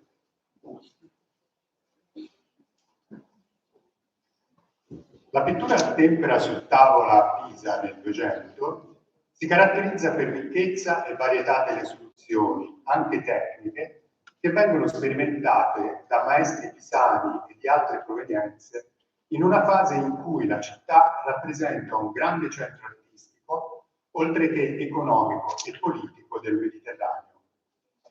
In questo vivace contesto, Giunta, attivo per oltre un trentennio, è considerata la personalità di spicco per la sua capacità innovativa e la decisiva mediazione dei modelli bizantini. Nel contempo sono attivi diversi altri rilevanti artisti che seguono percorsi alternativi e autonomi o che, partendo dal suo esempio, arrivano a esiti originali. Presentiamo qui una carrellata di casi che, partendo dal suo esempio, arrivano a esiti originali. E questa carrellata di opere del Duecento conservate al Museo Nazionale di San Matteo, preferendo all'analisi dettagliata uno sguardo d'insieme che dia conto delle diverse tecniche in uso. Il secolo si apre con un'opera capitale, la croce detta numero 20, dal numero di inventario, nota per essere la prima croce monumentale a presentare Cristo Parsens con il corpo leggermente flesso, in una struttura e impianto compositivo che ricorda le precedenti croci attestate a Pisa. Anche l'analisi della tecnica esecutiva può contribuire alla conoscenza di quest'opera complessa, caratterizzata da una commistione di elementi iconografici e stilistici bizantini, occidentali e crociati. Il supporto della croce in legno di piombo è ricoperto sul letto da una camotta di cuoio. Poiché all'osservazione a luce radente non si rilevano sulla superficie giunture di pelli, si può ipotizzare che un'unica grande pelle sia stata tesa fin oltre i bordi laterali della croce e fissata con piccoli chiodi posti alla distanza di circa 35 mm tra loro. La camotta incollata sul supporto ammortizza i movimenti del legno, proteggendo la superficie pittorica dalle fenditure. Sul cuoio è applicato uno strato di preparazione a base di cesso e corda. Con questa soluzione tecnica la superficie della preparazione, in assenza di trama o dito di tela, risulta particolarmente levigata e liscia. Gli incarnati presentano un colore di base giallo ocra. A questa base segue un'opaca, sottile e leggera pittura rosata per i tratti del viso. Leggere pennellate sottolineano i punti in luce. Segue il colore ocra oro che viene usato per le ombre e la parte sottostante della barba. Oltre al rosso, il marrone e il nero per i contorni, il viso di Cristo è finito con luci ottenute con leggere linee bianche. I tratti sottili e ravvicinati del pennello, applicati uno accanto all'altro, conferiscono all'insieme un effetto elegante. L'incarnato, anche nel resto del corpo, è dunque steso direttamente sul bianco del gesso, come nelle croci più antiche presenti a Pisa. La doratura è applicata direttamente sul gesso della preparazione, senza boro. L'aureola cruciforme di Cristo è decorata con motivi floreali dipinti. Le pieghe della cintura dorata del perizoma sono dipinte in rosso. Il perizoma blu è decorato sull'orlo con fasce di foglia d'oro applicato al mordente. Anche i fondi delle scene sono dorati. Le differenze tra il disegno preparatorio e il dipinto effettivo visibili negli occhi di Cristo denunciano un pentimento. I contorni e le linee interne della figura di Cristo sono incisi. Sono incise anche le pieghe del perizoma, la croce blu dipinta, i contorni dei disegni delle scene della passione e degli elementi architettonici, così come le figure laterali, le cui aureole mostrano il segno lasciato dalla punta del compasso. A Pisa, la tecnica su pergamena è attestata in un'altra opera databile all'inizio del Duecento.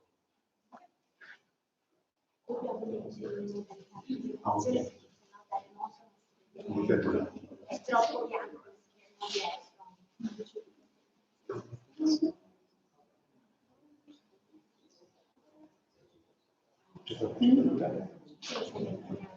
Modalità di presentazione.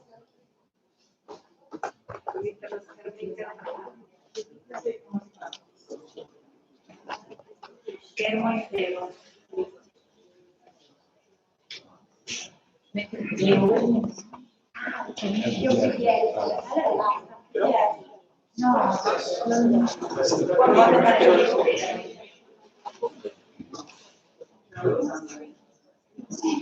Abbiamo la diretta, niente della diretta e qui abbiamo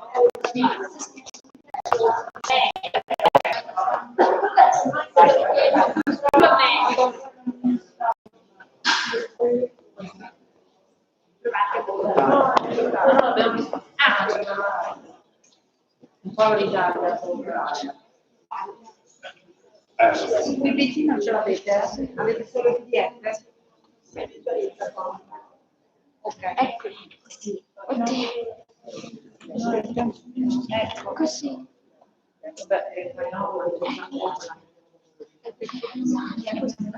Così.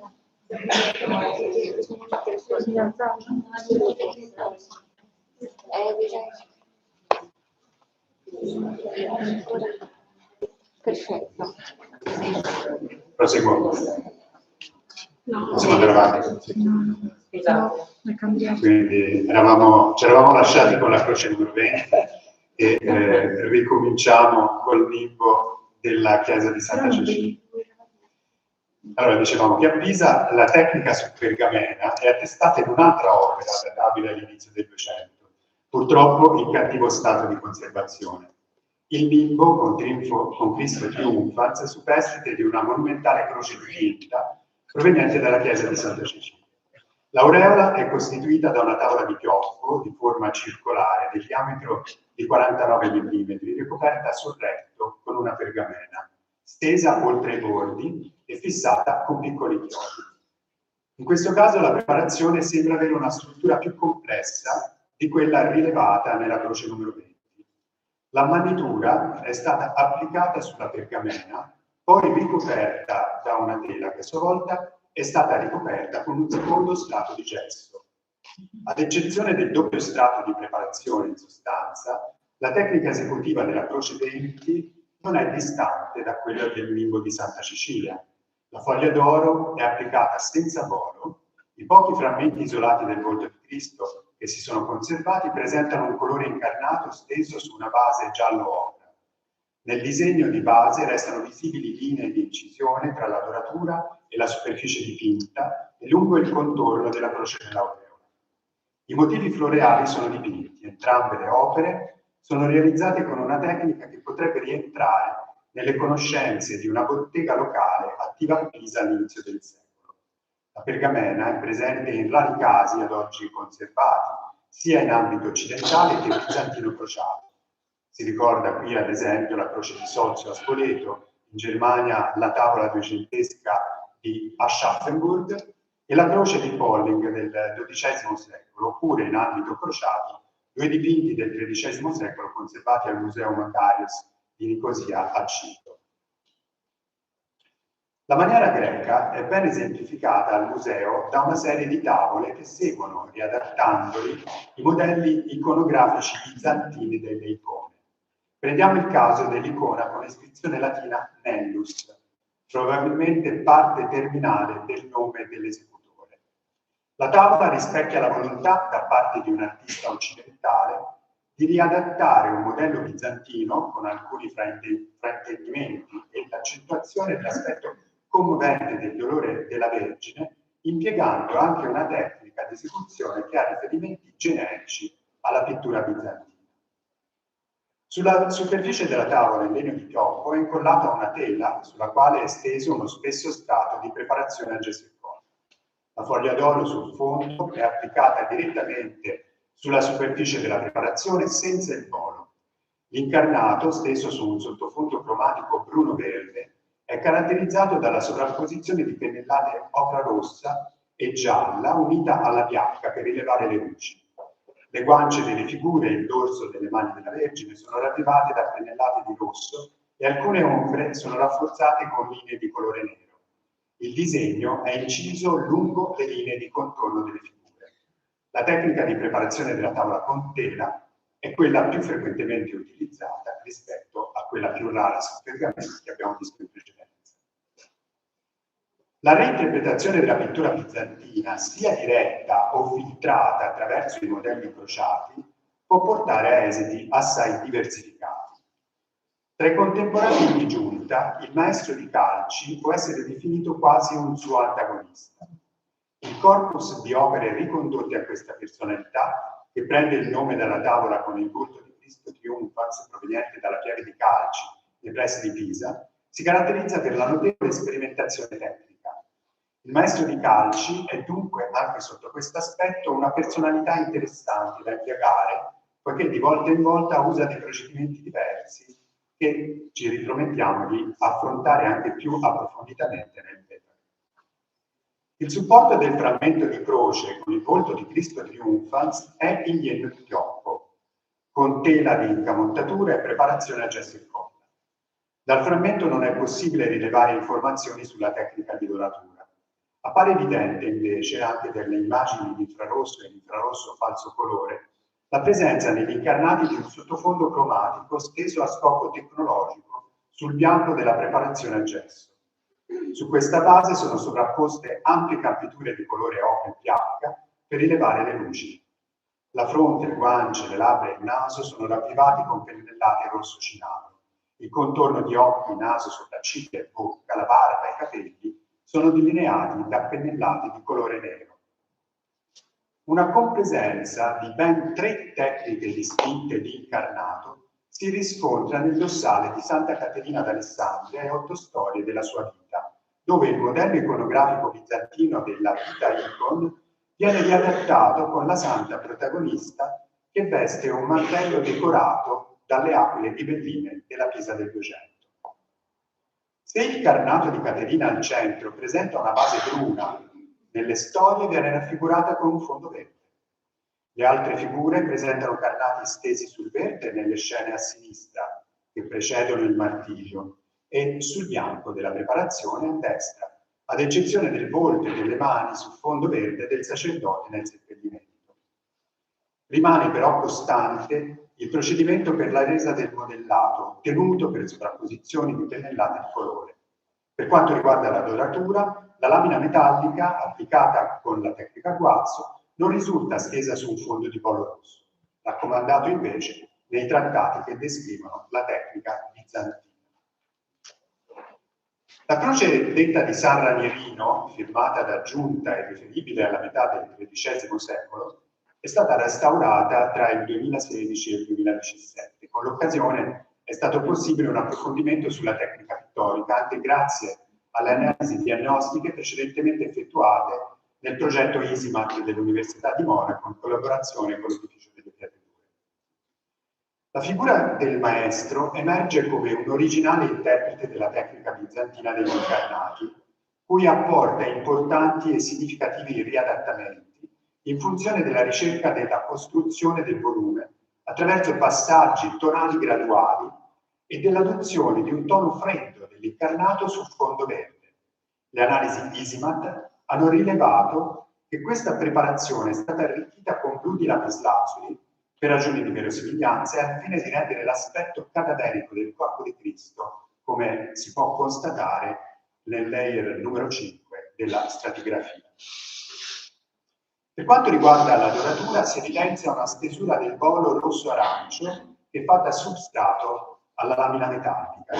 Si rileva però che in alcuni dettagli, come ad esempio i profili del suppedaneo, il fondo non compare. Nell'opera sono dunque compresenti 2 tecniche diverse per la doratura a guazzo. Quella che non prevede il volo convive con quella con il volo, secondo il procedimento di derivazione bizantina, che prima di giunta non sembrerebbe molto diffuso nella pittura a tempera su tavola italiana. Un caso del tutto particolare di compresenza di più procedimenti per la resa dei carnati e della doratura è rappresentato dalla croce double face di San Paolo a Rivadarno. L'opera è variamente attribuita allo stesso Giunta, alla bottega o comunque a un suo stretto seguace pisano. Da un lato i carnati del Cristo Paziens, del Cristo Benedicente e dei Dolenti presentano il fondo cromatico verde, assente invece nei medesimi soggetti sull'altro lato. Il modellato anatomico termina con un colore soprastante più coprente rispetto alla croce detta di San Ranierino e di conseguenza il verde della base, nella parte in cui viene impiegato, è meno percepibile e minori sono le zone in cui viene lasciato a vista.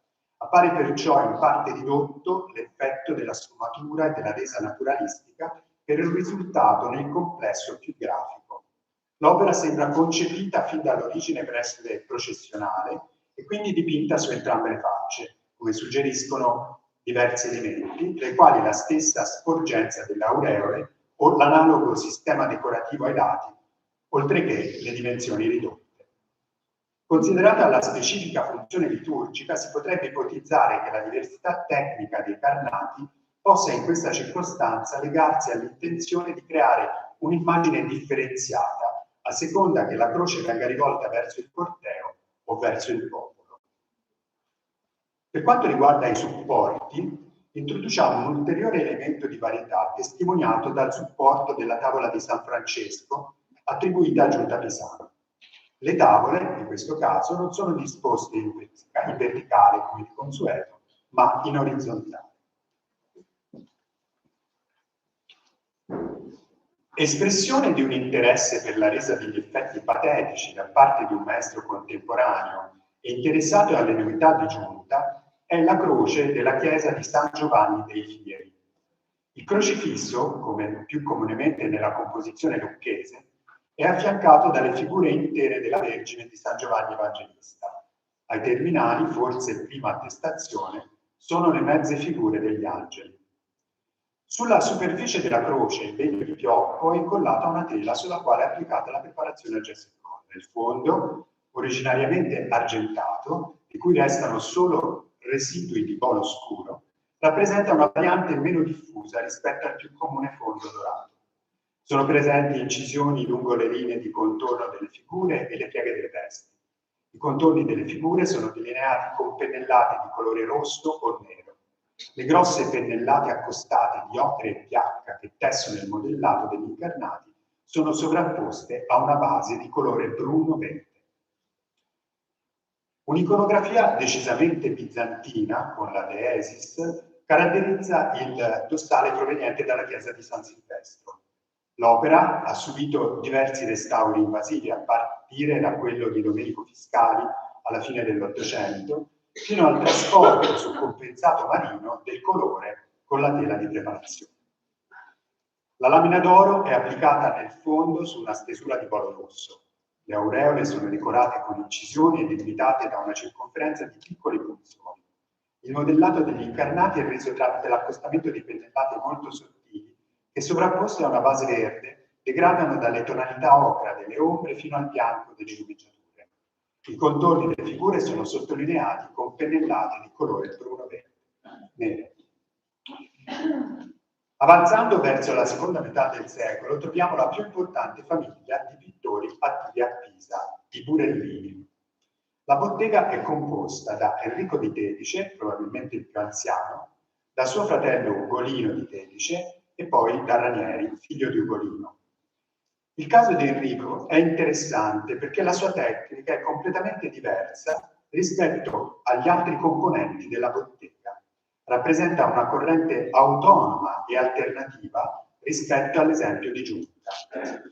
La croce, ancora conservata nella chiesa di San Martino, unica certa di Enrico perché un tempo firmata, recupera il vecchio modello del tipo istoriato, pur raffigurando il Cristo Paziens. Gli incarnati sono stesi direttamente sul bianco del gesso, senza verde di fondo, e la doratura è applicata senza volo. Profondamente diversa risulta la tecnica del fratello Ugolino, che firma la croce ora conservata a San Pietroburgo. Gli incarnati sono impostati sul fondo verde, costruendo i volumi per mezzo di sottili e degradanti pennellate che costruiscono il modellato. L'oro è applicato con il bolo. Una tecnica analoga alla croce della chiesa di San Martino si riscontra in un'altra tavola tradizionalmente attribuita a Enrico. La discesa dalla croce, anche qui l'incarnato è steso direttamente sul gesso senza verde terra. Il fondo è argentato. Il caso di Enrico è interessante anche per comprendere meglio il funzionamento di una bottega di artisti al di là degli automatismi che una visione troppo schematica rischia di fraintendere. All'interno della medesima bottega familiare poteva quindi essere attivo un artista che promuoveva una tecnica e un risultato completamente diverso rispetto al resto dei componenti. Come è noto, la critica ha ormai da tempo individuato in Ugolino o nel figlio Ranieri l'identità del maestro di San Martino, l'artista che con più sensibilità ha reinterpretato la tecnica di giunta. Il maestro impiega una tecnica degli incarnati definita divisionismo chiarosculare, consistente in sottili e degradanti pennellate accostate che modulano i volumi. A caratterizzare l'opera della quale il maestro prende il nome è inoltre una dinamica tessitura luministica impressa con l'uso di pennellate di bianca. La tavola di San Martino sembra idealmente concludere la grande stagione dei pittori pisani del Duecento con una testimonianza che è mirabile sintesi dei ricchi e variegati apporti culturali che l'hanno preceduta. Il contributo è inteso evidenziare quindi la ricchezza e la varietà dei procedimenti tecnici impiegati nel corso del XIII secolo a Pisa nella pittura a tempera su tavola. Le soluzioni adottate si rivelano eterogenee non solo da un pittore all'altro, ma anche all'interno delle medesime botteghe familiari, come nel caso dei Burellini, e persino nell'opera di un singolo artista, come testimoniano il maestro di calci o l'autore della croce di San Benedetto, da alcuni identificato con lo stesso Giunta Pisano. Questo panorama così articolato ed eminentemente sperimentale che connota il XIII secolo troverà una sintesi compiuta nell'opera di Giotto, capace di ricondurre a unità le molteplici esperienze dei secoli. Grazie.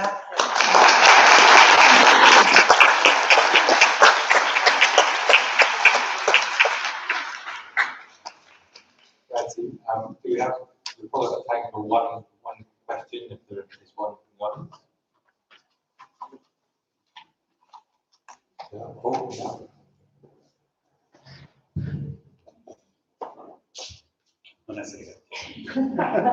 Thank you very much. It was very interesting presentation. I've been always fascinated by this parchment used as a base. And actually, the cross number 20, it seems like it's done yesterday. It is in a wonderful conservation state. And so I thought that parchment was very costly, but would give a very good results. But then I'd seen the other one and it was a very not so good conditions. Is there because there was a canvas in between, or what is the? So can you? I have perhaps some preconcept in my mind. Why was parchment used and why was it abandoned? Do you have any answer to this?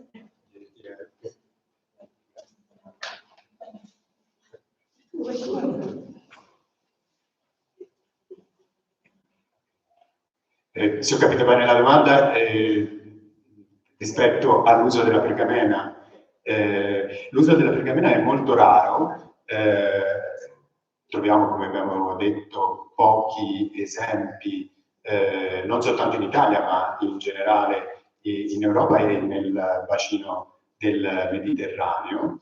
È anche difficile capire le motivazioni per le quali sia stata utilizzata la pergamena. Abbiamo ipotizzato appunto che la ricerca estetica fosse quella di una superficie perfettamente liscia, analoga a quella appunto di una miniatura. Quindi forse l'intento che si voleva raggiungere è quello.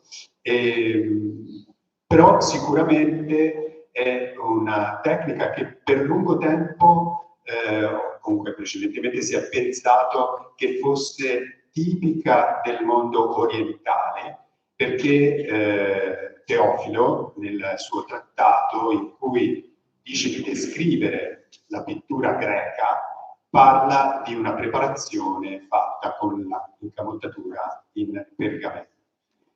Ma abbiamo dovuto invece ripensare questa posizione, intanto perché Teofilo non è un monaco bizantino, ma è un monaco occidentalissimo, e quindi quello che ci riporta sono informazioni che fanno parte della sua cultura, che è occidentale. E poi perché appunto sono stati ritrovati casi nell'Europa del Nord, in Germania, e sono attestati in Occidente già dall'inizio del Duecento. A Pisa, oltre i due casi che abbiamo riportato oggi, c'è un altro esempio di croce preparata con una pergamena, una croce molto problematica perché ridipinta, quindi sarà oggetto, mi auguro, di un restauro e di studi approfonditi prossimamente. Quindi il fatto di avere a Pisa tre elementi rappresentativi di questa tecnica, sui pochi che si conservano in tutto il mondo, vuol dire che evidentemente è una tecnica consolidata in quest'area geografica. Spero di aver risposto alla domanda.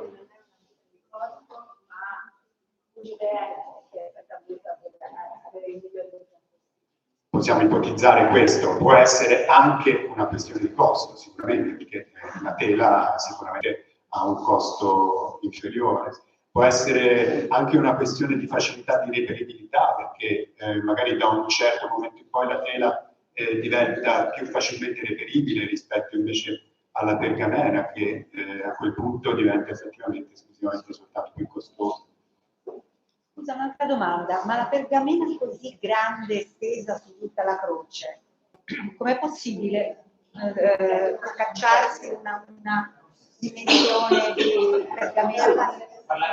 Puoi ripetere la domanda? Mi hanno chiesto com'è possibile che ipotizzare che la pergamena stesa sulla croce 20 sia una sola e che sia così grande. Ora, ovviamente è da verificare con un'indagine radiografica che al momento non è stata fatta e che potrebbe essere utile per chiarire meglio questo aspetto. Ma quello che ho però fatto notare nell'intervento, ho definito le due preparazioni in maniera diversa. Ho parlato di cuoio per la croce 20 e di pergamena per il bimbo della croce. Non è un caso, ma quindi per la croce 20 ipotizziamo che non si tratti di una pergamena in senso stretto, ma di una pelle conciata, quindi di una pelle di un animale più grande. Certo, grazie, grazie. Grazie, thank you very much. A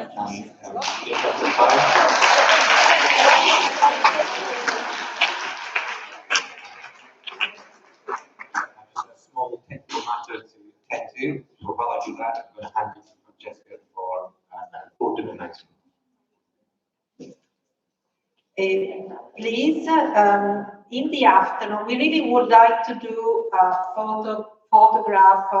group photograph.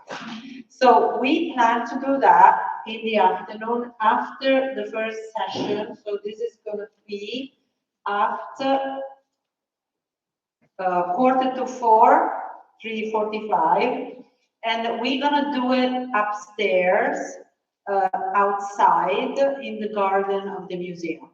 So we're going to repeat this in the afternoon, but please stay so we can do this photo all together this afternoon. The other information, if I have still another 3 seconds, is about tomorrow.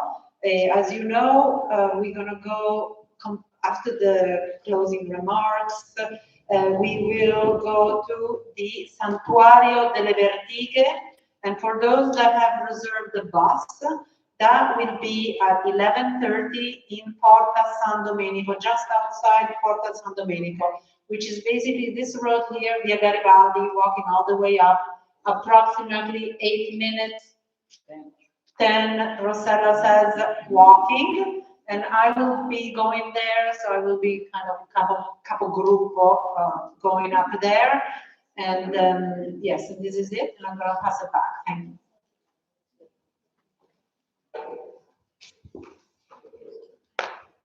Okay, thanks. Sorry for that small interlude. Okay, we're great pleasure to introduce our second speaker of the session, Annika, who is a paintings conservator at the Art Conservation Studios, New York City, and with almost a decade's worth of experience working in both private and institutional settings. Without further ado, I'll go over. Thank you. Is this okay for volume? It's good, yes. More? Okay, it's good, okay. Thank you all very much for your attention today. The Villa La Pietra is a historic residence located north of Florence. It is furnished with a collection of over 5,000 objects, which were collected by the Anglo-American emigre couple, Arthur Acton and Hortense Mitchell, who moved into the villa in the first years of the 1900s.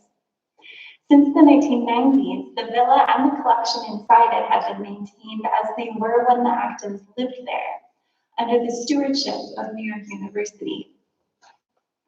Within the Acton collection is this group of 9 13th century panel paintings. Since the 1937 Mostra Giottesca, these works have seldom been loaned and are not conveniently accessible for scholars or for the viewing public.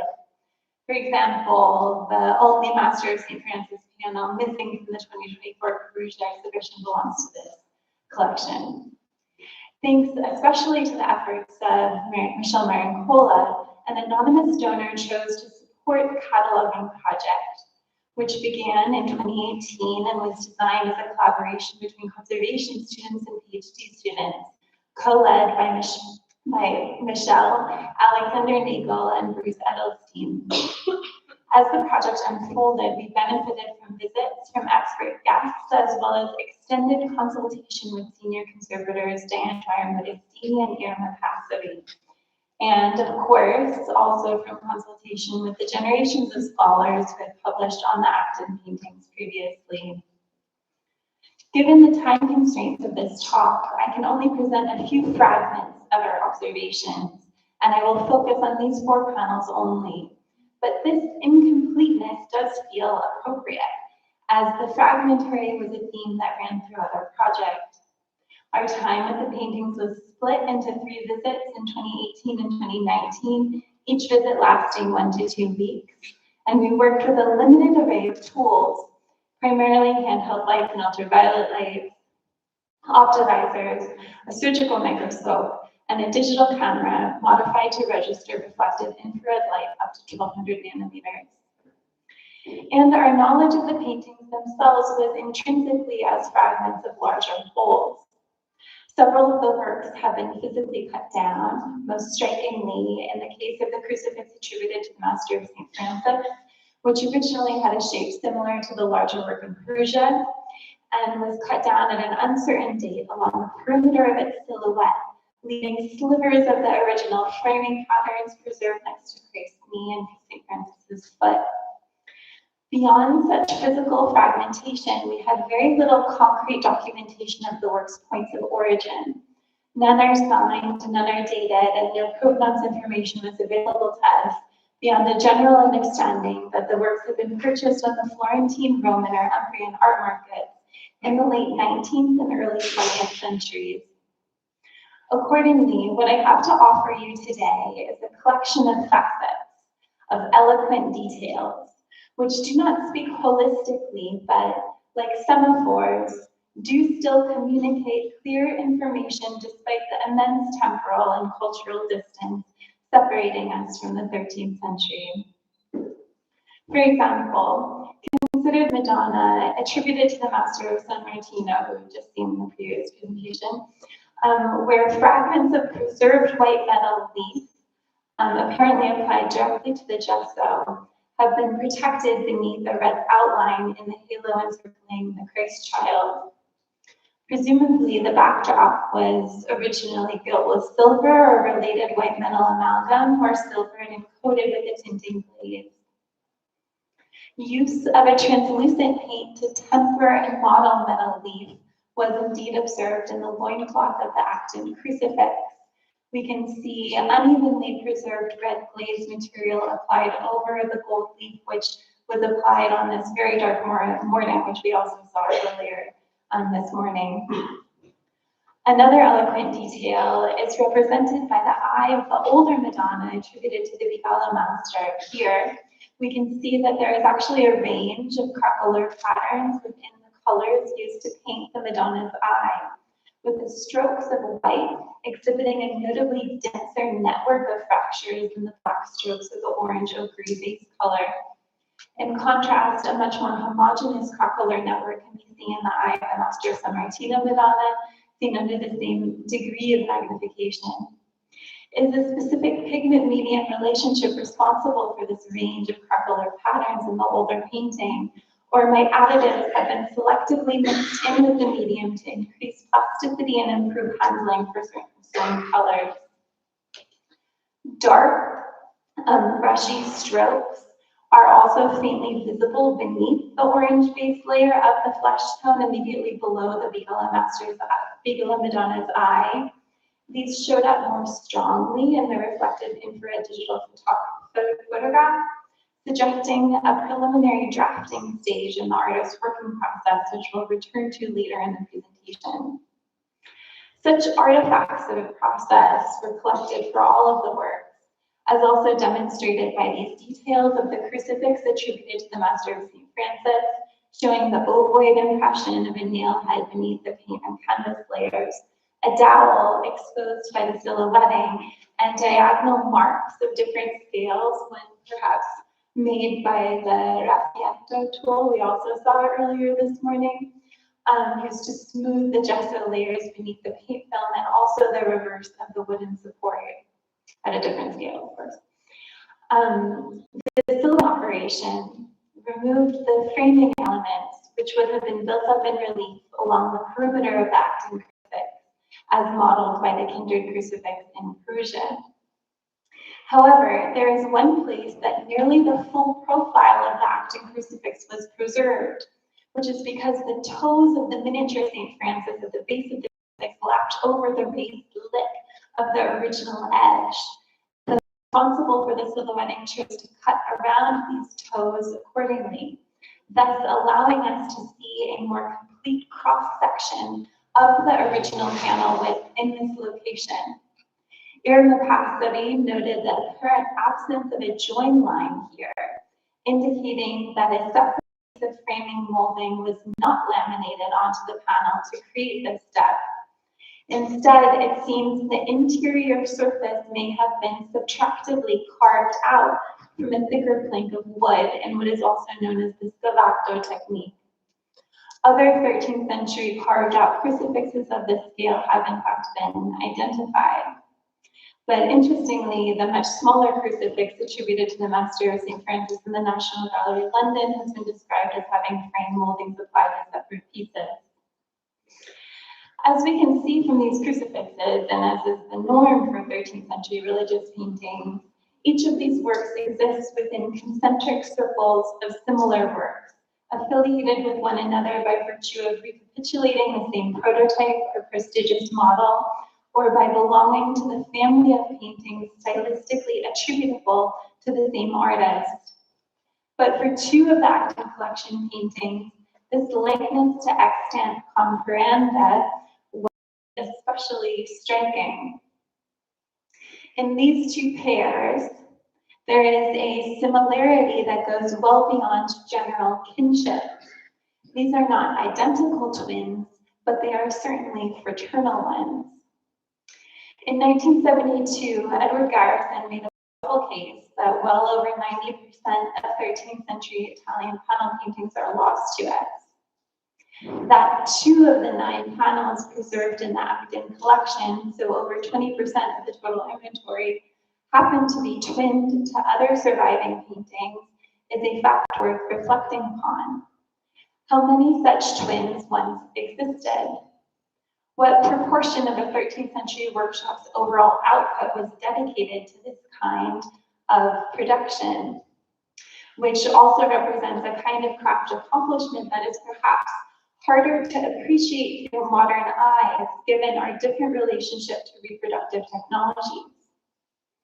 What patron-related or economic pressures might have provided the necessary material conditions to motivate such replication practice? And of course, the practical question, how exactly did the workshop repeat the design so closely? Were these paintings created in the studio at the same time, one used to model the other? Or were their features reported externally in designs or other instruments? We came to no conclusive answers to these questions. In terms of design transfer, what we observed were the expected incisions encircling the silhouettes of the figures where the paint met the metal ground, as well as incisions roughly marking some of the drapery folds. In the case of the Pisa Madonna, the silhouetting incisions do have a staccato character. Their curvature is interrupted by a few abrupt shifts, as if a stencil, a patrono, was perhaps being traced, especially right here, and then also here where the lines depart a little. No hints of underpainting or underdrawing were found in the reflected infrared photograph of the Pisan Madonna's face, but as already mentioned, traces of an underpainting were seen throughout the Alla Madonna's face. Here are a few arrows indicating some other places where those dark, brushy lines can be faintly seen. Where we did see underpainting in the Pisa Madonna was in the blue dress worn beneath the mantle, where hooked lines articulating stylized folds are painted with a calligraphic fluid character that looks to my eye to be freehand. Interestingly, a similarly fluid and calligraphic line could be seen in the reflected infrared photograph of the Acton crucifix loincloth, which is an aspect of the painting that does repeat almost exactly in other crucifixes attributed to this artist. The sense of touch that is perceptible in both of these calligraphic underpaintings leads me to my concluding slides.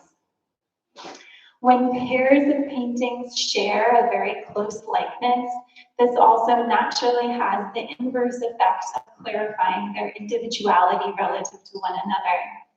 In particular, I want to note the striking blue-green color chosen for the underlayer in the active Pisa Madonna.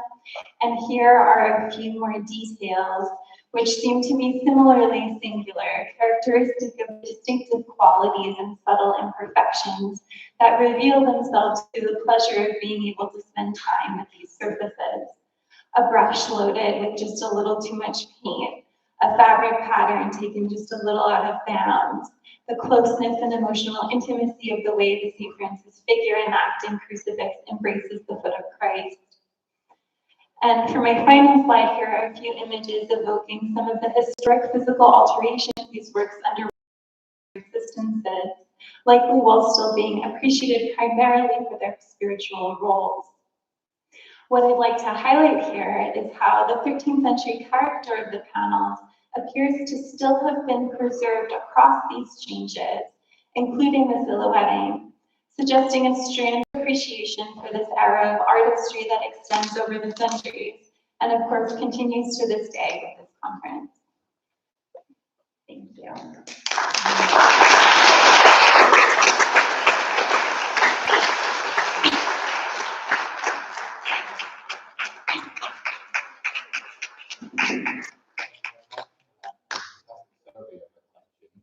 Do we have any questions for Alex?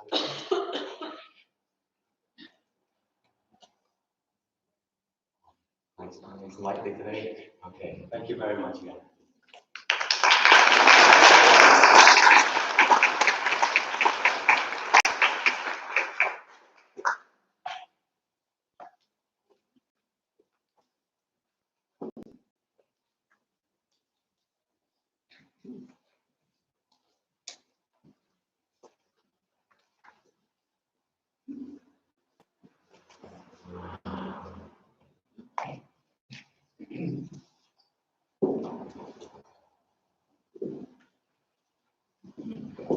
Well, two functions today. Yeah, technical support and the chair. So apologies for this small gap. So our third speaker, is familiar to you all from yesterday's keynote, Sonia Giodu, who is associate professor at the University of Thank you. Thank you for this invitation, but I have to begin our speech, first of all, thanking the Galleria degli Uffizi and for having involved me as a professor at the University of Florence in this project, and the Ufficio delle Pietrature, who supported all the research for a new catalog of paintings of Duecento and Trecento in the Galleria degli Uffizi. So our speech today is just a little fragment of this big research that is coming out since 5 years, more or less, that concern all the paintings of Duecento and Trecento in the Galleria degli Uffizi. Today, our speech is dedicated to the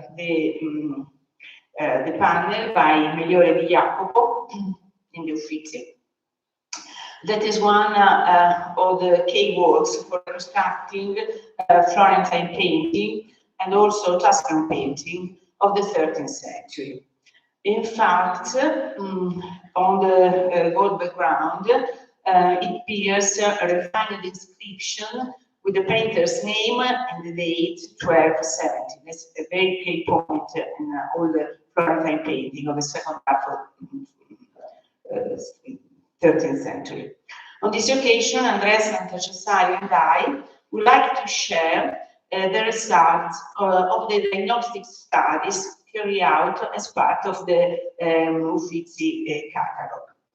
This investigation has focused on the panel structure, X-ray analysis, infrared photographic campaign, and of course a close study of the painting's surface and its technical feature. All this research has been conducted in the opificio delle Pietrature before the restorer and technician of the opificio delle Pietrature. Here there is only Andrea Santacesaria, because with him I focus on the structure, the study of the structure of the panel. In the second part of this talk, I will also propose a hypothesis about the original provenance of this panel, known to have been purchased in Florence by Marchese Alfonso Tacco Caracci only around 1786, but we don't know anything of previous history. I will begin with some technical observation. The back of the panel is painted red to protect the wood. At the end, we can still see the traces left by two vertical crossbars. These both were removed along with part of the original molding of the frame, which on the outer side has a single, here you can see, semisphere, while the top and bottom have two. So we can understand that the frame has been cut on the edge, on the two edges. Okay, here the two. The X-ray radiography provides precise information about the construction of the panel.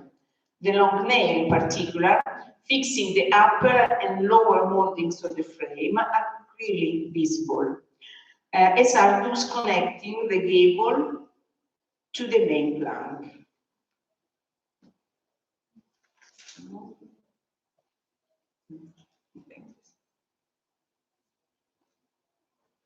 These are the nail. Okay, this one and this one in order to fix this to the main panel.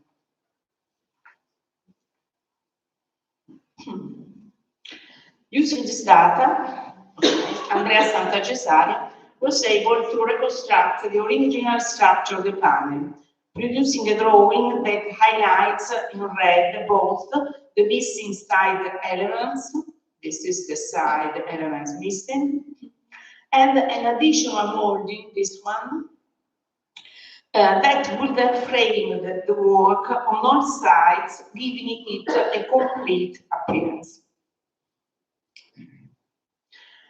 The radiography also revealed another important aspect. Between the plaster, this one, arches,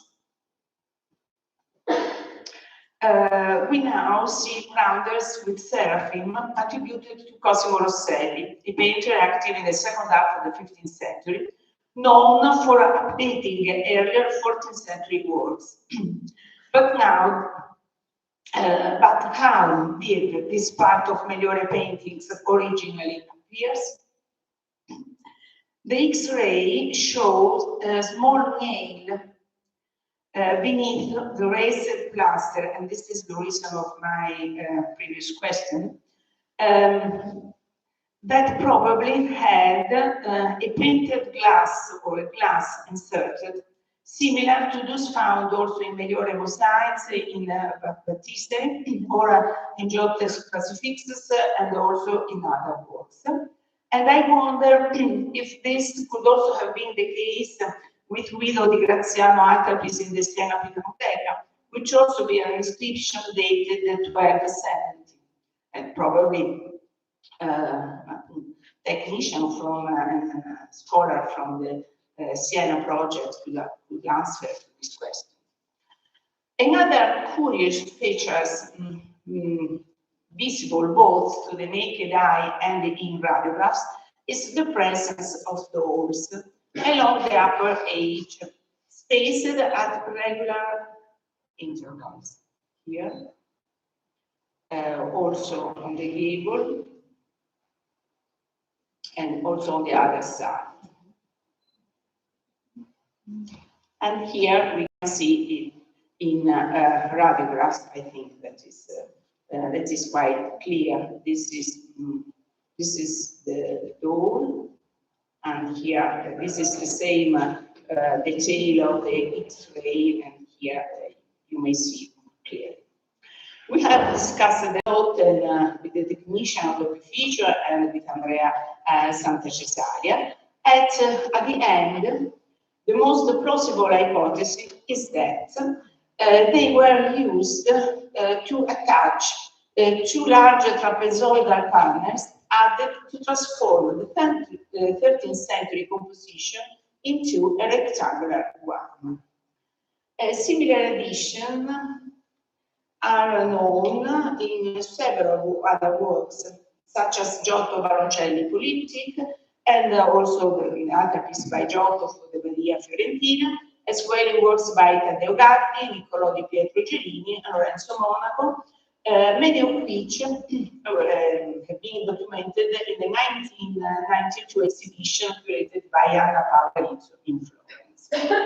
In the present case, the addition seems closer to Giovanni da Ponte Annunciation in Santa Maria Puppiena near Protovecchio, where cherubim attributed to Annio di Donino del Mazziere have been painted onto trapezoidal forms.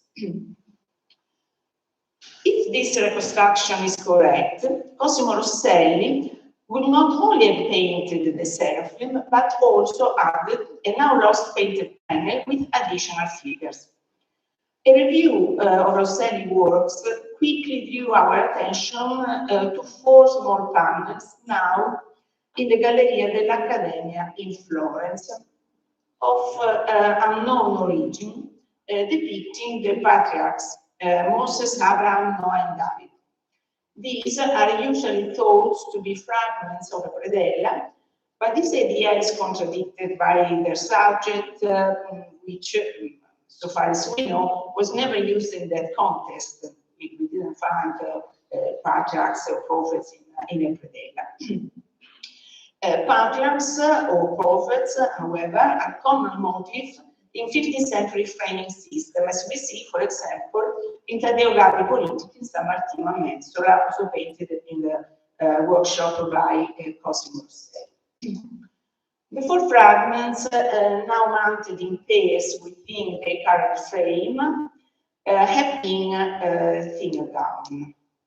The wood grain runs horizontally, and they were cut from a larger panel since no continuity in the fibers of the wood can be observed.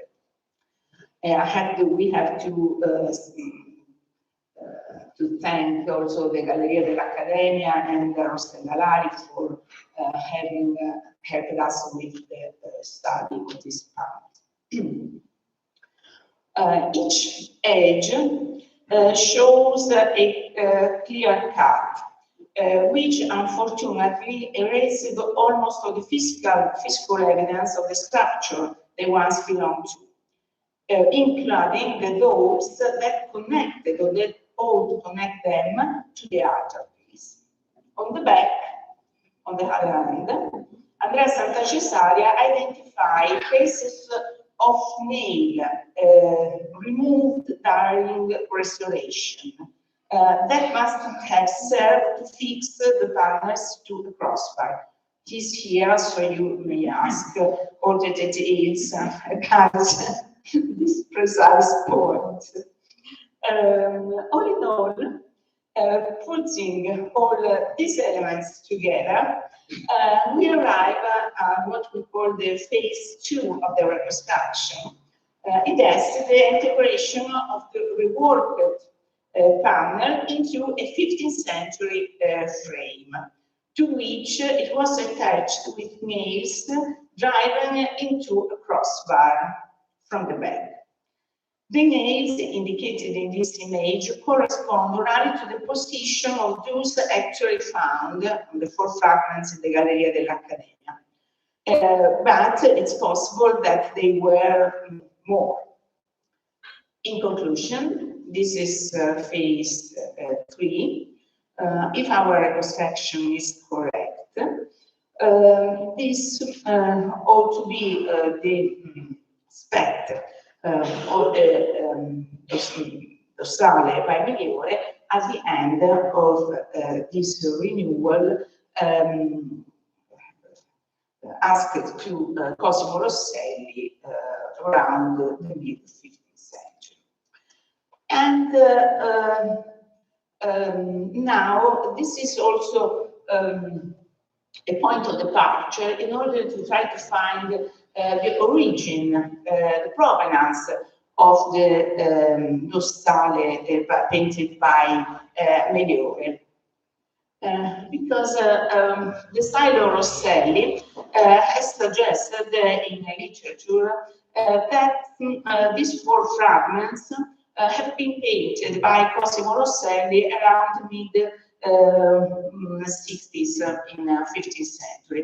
And also the same date is suggested for the cherubim in the roundels. If you give a look at the monograph by Eric Gabrielli, these 2 works, the Seraphim and the Prophets, are in consequence in the book. We don't know anything about the provenance of the Dossal, and the saints doesn't help us because there is the Redeemer at the center, the Virgin, St. John the Evangelist, St. Peter, and St. Paul. But so for me, in order to elaborate an hypothesis for the provenance of the Dossale, at this point it's been very useful Rosselli work because in around the mid-60s, Rosselli is also is involved in one of the most important commission. It is the Cappella commissioned, the fresco in the Cappella commissioned to him by Leonardo Salutati, Bishop of Fiesole. Salutati is a very important bishop for Fiesole, and he was bishop from 1415 until his death in 1466. And was a very important man, closely linked to Papa Eugenio IV, and also a descendant of the humanist Coluccio Salutati. During his lifetime, he built a chapel intended for his tomb in the cathedral, commissioning Cosimo Rosselli for the fresco decoration. Here we have some details. And also Mino da Fiesole for the marble sarcophagus and an altarpiece. The chapel was founded on February 26, 1462, but thanks to his patronage, the Fiesole Cathedral was also enriched with other very important pieces of work, as liturgical vestment and other things that today also survives. So, in my opinion, and I discussed that this in the essay of the proceeding, in my opinion, it's very highly probable that in the same occasion, Leonardo Salutati asked Cosimo Rosselli to make this renewal of the Dossal, also because the bishop, the previous bishop of Fiesole, the Nozzo Federici, had commissioned Bicci di Lorenzo to paint a new altarpiece, a new politic for the high altar. So we don't know which was the politic before this painted by Bicci di Lorenzo. And so one may wonder whether it might once have been Migliore Spagna, perhaps moved to another location, or possibly the crypt, and with the Cosimo Rosselli refrain. Thank you.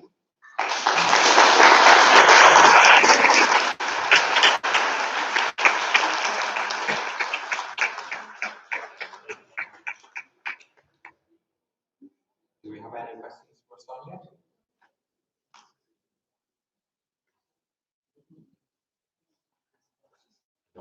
Could I ask you to come to the front? Okay, I speak loud. The dimension, I didn't understand the dimension, the size of the panel. Oh, I haven't included, but it's much more than 2 meters. I'm sorry, it's 2 meters and feet, more or less. I don't remember. It's very big. It's in the Uffizi. Yes, it's very big panel. I'm sorry. I was impressed by the names. Yes. Yes. Incredibly long. Yes. Sorry. Yes, it's very big. Yes, absolutely. Just for online visitors as well. Okay. That's a little question about the technique. You find some nails under the angels, so there are maybe glasses, okay, but now you can see the new gold over the angels. So Cosimo Rosselli put a new gold in over the dorsale, or just on the angels, or maybe also in the frame, the little frame. No. Cosimo Rosselli made all new in the area. Okay, better. Yes, okay. Yes. Okay, but in the sense the gold leaf is the ancient one. Yes. In the sense. Okay. Yes, in the other way. Yes, Okay. absolutely. Yeah. Thank you. It's the ancient.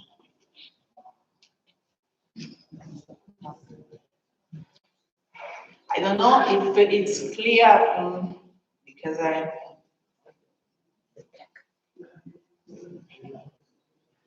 these are the doors. So this is the first phase. This is the first phase with the doors that change the doors in a rectangular shape, and then the rectangular panel has been included in this reconstruction made by Andrea, and here the rectangular has been nailed to this crossbar on the back of the new, in fact, this one, the back.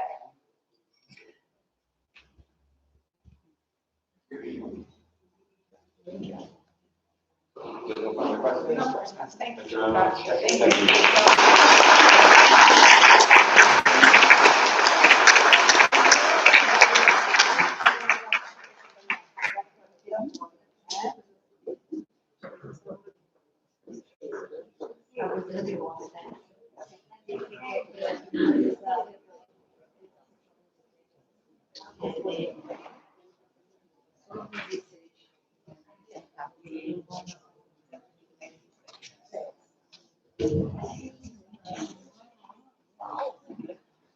Okay, so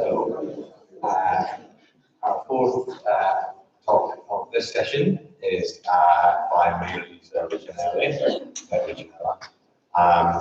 who is a painting conservator at the Uffizi, who is currently working on Consal's Roman cities and Duecento version.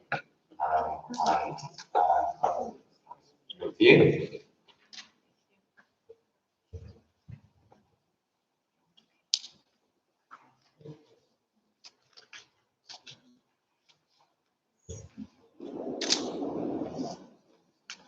Good morning.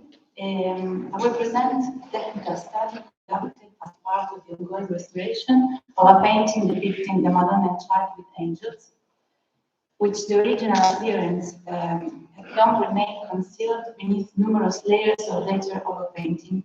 It is dated to the second half of the 13th century and attributed to the circle of the Florentine painter Medievale. The painting comes from the convent of the Oblate in Florence. The Oblate were originally a female congregation dedicated to caring for the sick within the opposite hospital of Santa Maria Nuova, founded in 1288 by Porco Portinari. The panel remained in the convent until the 1930s, when it was moved to the Oblate's new location in Careggi and placed in the reception hall, as documented by the photograph on the right. The current stage of research, no documentation has emerged regarding the painting's original location. It has received relatively limited scholarly attention, likely due to inaccessibility of the convents in which it was kept and to the presence of expensive repaintings, which hindered a proper reading of the work. X-rays carried out in the 1930s and the first cleaning tests performed at that time clearly revealed the original features of the paint, and to date have been the only investigations conducted. Tracing its critical history briefly, the first mention dates back to 1927, when Tosca listed it among the known 13th century works in Tuscany, describing it as a Madonna in the hospital Santa Maria Nuova with Lucchese influence. The credit for the first publication of the work, accompanied by a photograph, goes to Garrison, who included it in his 1949 illustrated index of Italian Romanesque panel paintings as a work by the master of Bagnano, following an attribution proposed by Paul Achenbach in dating it between 1280 and 1290. Under the conventional name of Master of Bagnano, an artist influenced by or possibly a pupil of the Florentine painter Medievale, Garrison grouped three panels: the Madonna of Bagnano, now in Certaldo, the Madonna ex Stoglet, now lost, and the Madonna of Santo Stefano in Monteferralle. Subsequently, Roberto Longhi reassigned the authorship of the Bagnano and ex Stoglet panels directly to Medievale, while excluding the Madonna of Monteferralle from the artist's catalogue.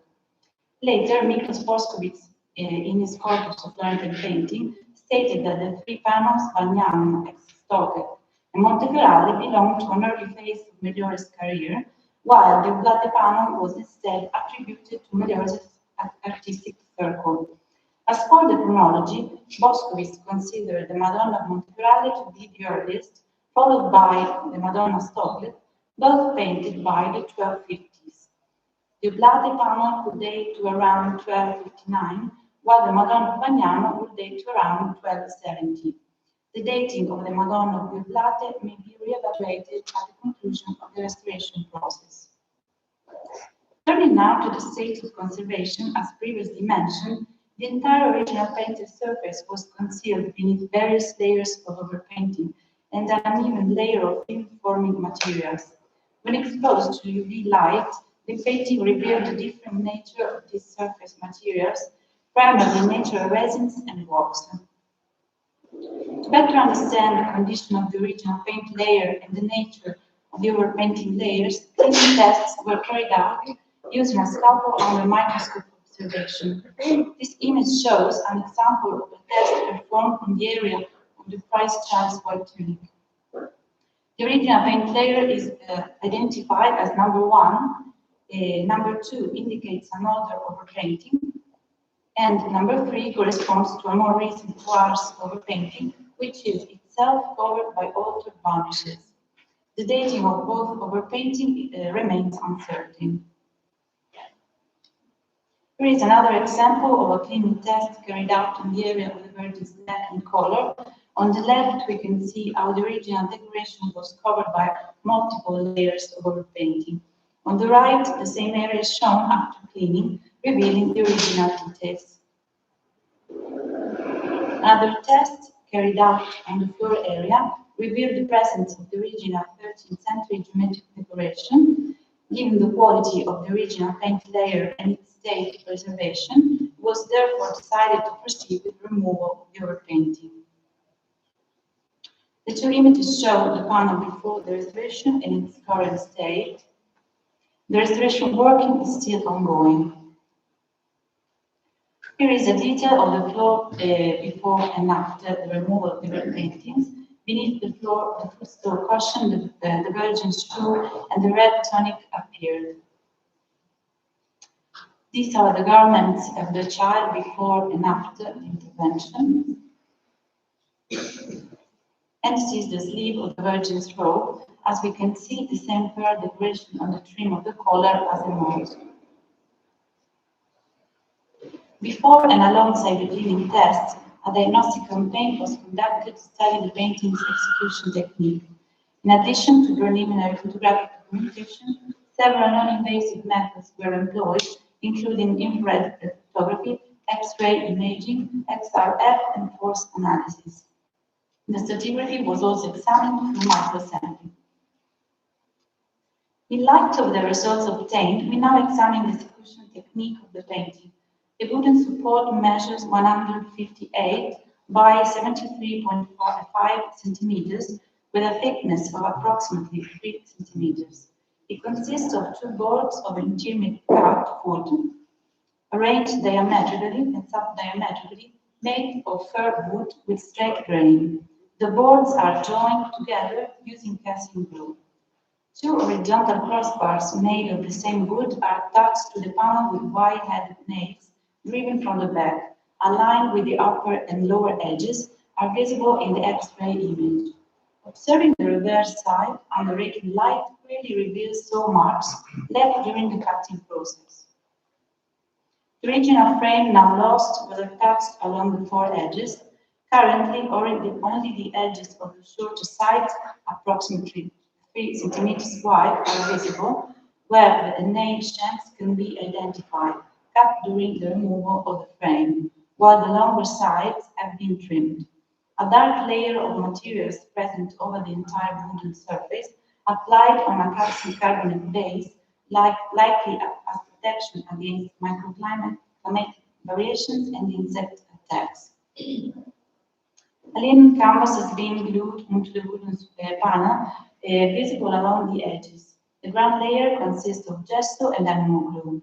It was most likely applied after the frame had already been attached, as deduced from the slight rise due to the accumulation of material in the gap between support and the frame. Radiography has made it possible to identify the design traced through incisions on the gesso ground. On the right, there is a reconstruction of the incised drawing showing the appearance of the work as originally sketched by the artist. These marks not only delimit areas for the application of metal leaf, but also define the figure's draperies and anatomical details. It is not possible to determine whether the drawing was executed freehand or using a transfer system. Similar precision in detailing was observed in the Sandolino altarpiece in Panzano, where freehand incision is hypothesized, in the Uffizi altarpiece. Here we see a detail of the Virgin's face, in visible light, in radiography, and in the graphic representation of the incisions. Here is the child's face, and then the angel on the left. We note that the outline of the halos are also incised, but are less visible because they are covered by overpainting of the sky and the cloth of honor. The only pentimento detected so far concerns a different version of the child's arm, which originally reached toward the mother's chin rather than her cheek, as painted later. Infrared lithography scanning multi-NIR of the painting allowed investigation of the underdrawing beneath the paint layers, despite numerous interferences caused by the overpainting. It is possible to distinguish the drawing of the folds of the Virgin's tunic and mantle executed with a liquid graphic medium, possibly ink or charcoal, later lightly washed with watercolor.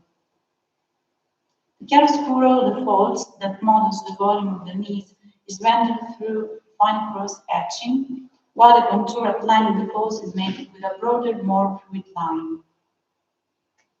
The line used to draw the border of the mantle appears slightly different, characterized by a thicker and darker stroke. At this stage, it is not possible to definitively state whether the observed drawing corresponds to the original underdrawing or to the outlining made with paint during the execution phase.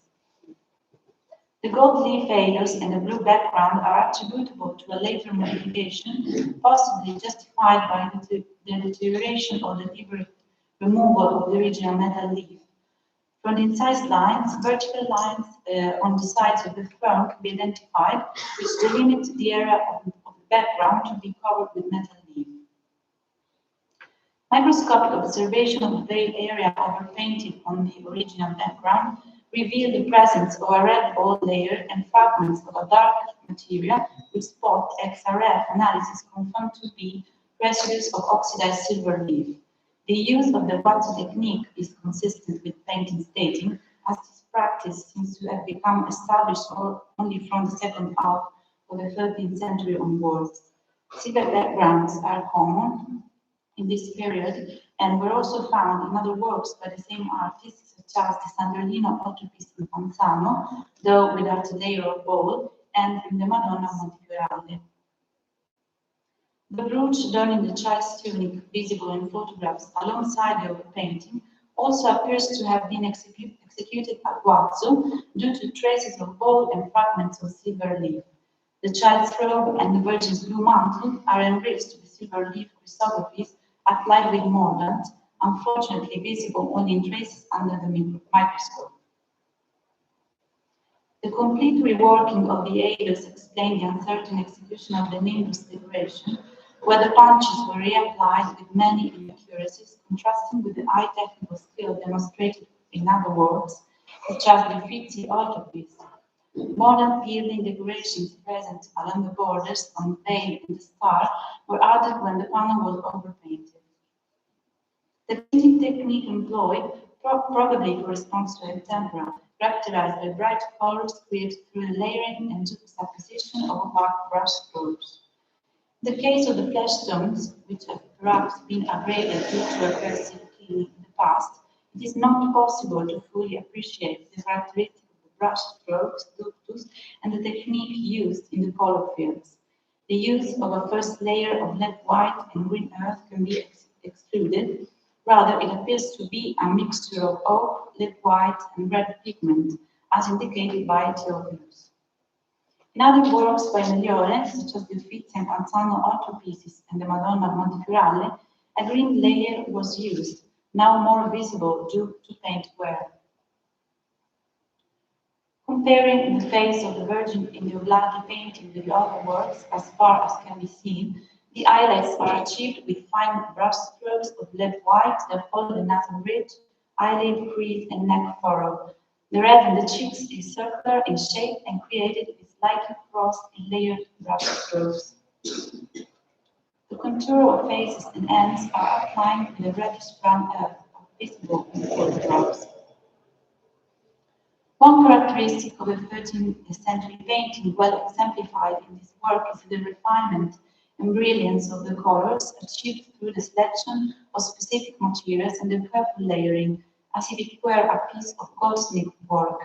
This process involved applying a dense, opaque layer, followed by another layer of a similar but more transparent color, lead glaze. This created a saturated, bright surface that could not be achieved using white alone. An example are the red fields created by mixing minium and cinnabar, then glazed with a red animal-based lake, which characterized the tunics of the Virgin and Child and the cloth of honor and the footstool cushion. The 13th century appearance of the cloth of honor can be observed under the microscope in areas where the green overpainting is missing. A comprehensive idea of the painting pattern can be seen in the regular, in the lead map, where the white contour of the diamonds made with lead white are clearly distinguishable. The interior of the diamond is red, again created by mixing minium and cinnabar. An interesting detail is the presence of a flower or a small cross at the center of each diamond. The same motif can be seen on the cushion at Virgin's feet.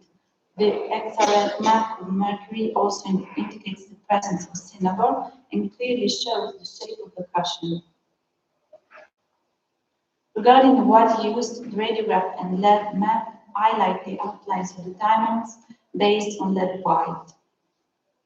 Finally, concerning the blues, force analysis reveals the use of indigo. Stratigraphy shows the sequence in which layers were applied. Blue lines of the diamonds were painted over the previously described red base. The Virgin's mantle is also made with a mixture of lead white and indigo. The image on the right shows a cleaning test revealing a light orange decoration, possibly based on minium. To conclude, this study represents a first step toward a deeper understanding of the artwork. The intervention will in fact continue in the coming months. Thank you.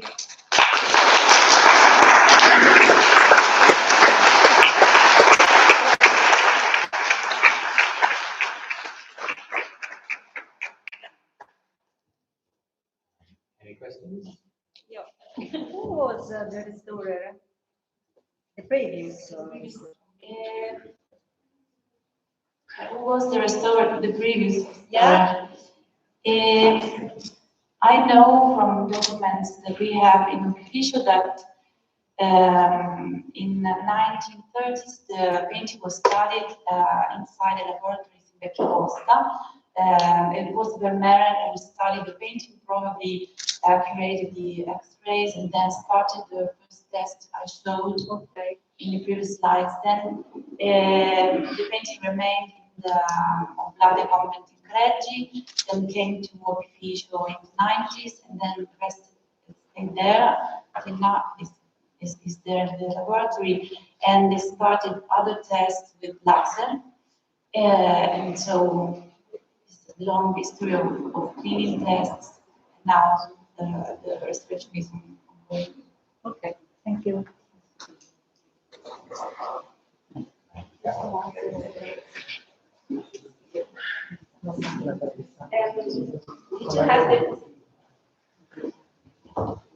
Did you have the possibility to date, for example, the wood or the canvas, or maybe is there a possibility in the future?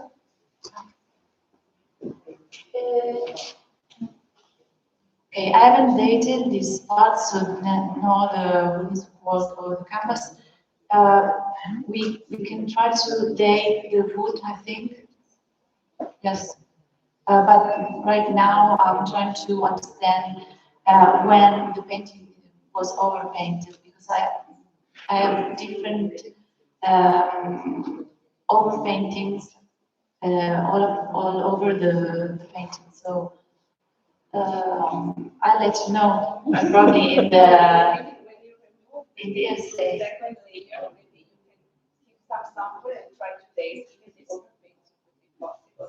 Yeah, I'm trying to. Yeah, I have a few samples, but it's not easy because you have to understand the medium. It's not easy because all these layers are some way together, so it's difficult to distinguish one from the other. Yeah. Thank you. I was wondering what is the objective of the intervention now in terms of restoration, conservation? What's the plan? The plan is to continue with the removal of the overpainting, but it's something I'm doing very, very slowly because it's a difficult piece that also we're thinking about what you will see, because the background, the blue background, probably has no leaf, so would be a change, an important change. So we're thinking about it. I'm open, this cleaning test very slowly. By laser? By laser? Not right now, just by scalpel. Maybe I'll try laser again. Yeah. Depends on the overpainting. And laser. Probably laser too, but I don't know. Okay. Thank you. So you're only using the scalpel right now, and solvent, nothing else? No, just scalpel because it depends on the area. There's also some kind of varnish on there that helps me do it. But I'm doing with the scalpel because I can control better what I'm doing right now in this part that I'm working on. Okay, great. Thank you very much.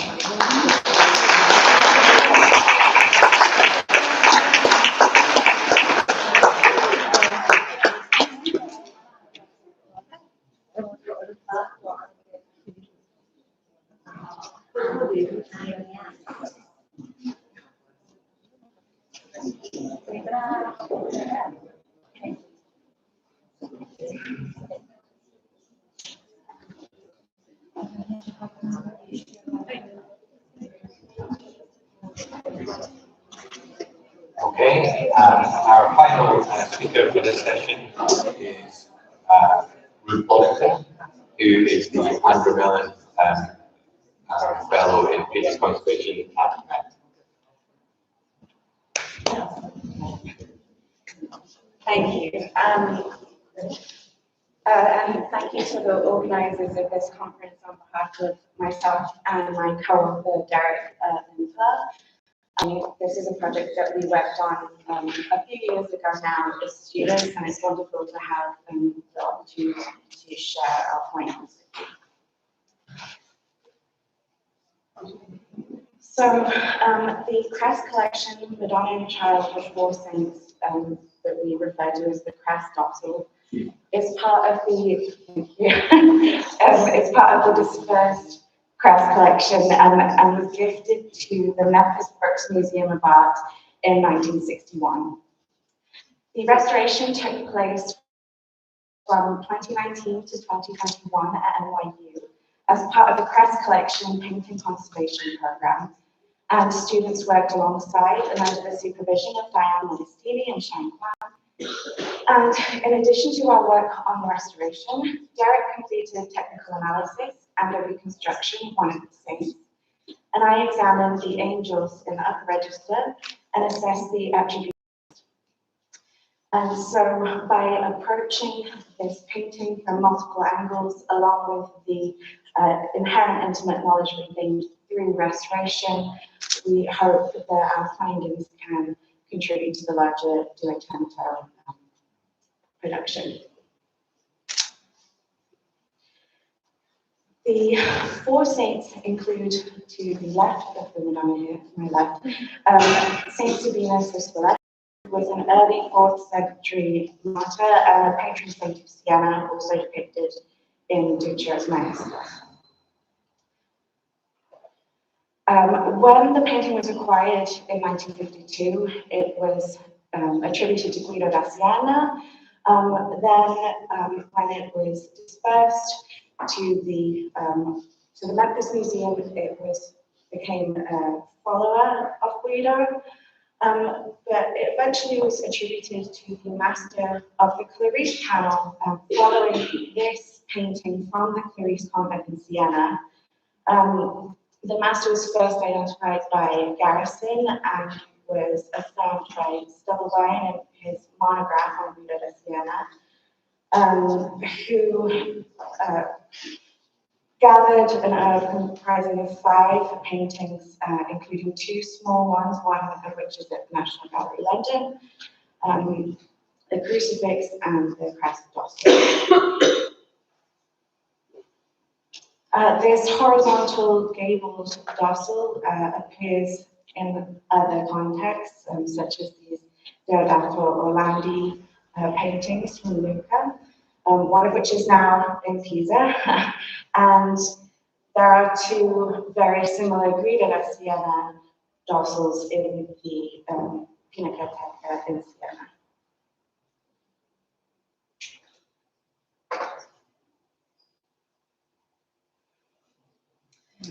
The panel consists of 5 planks with horizontal grain direction, and it was thinned and cradled during restoration in the 1950s.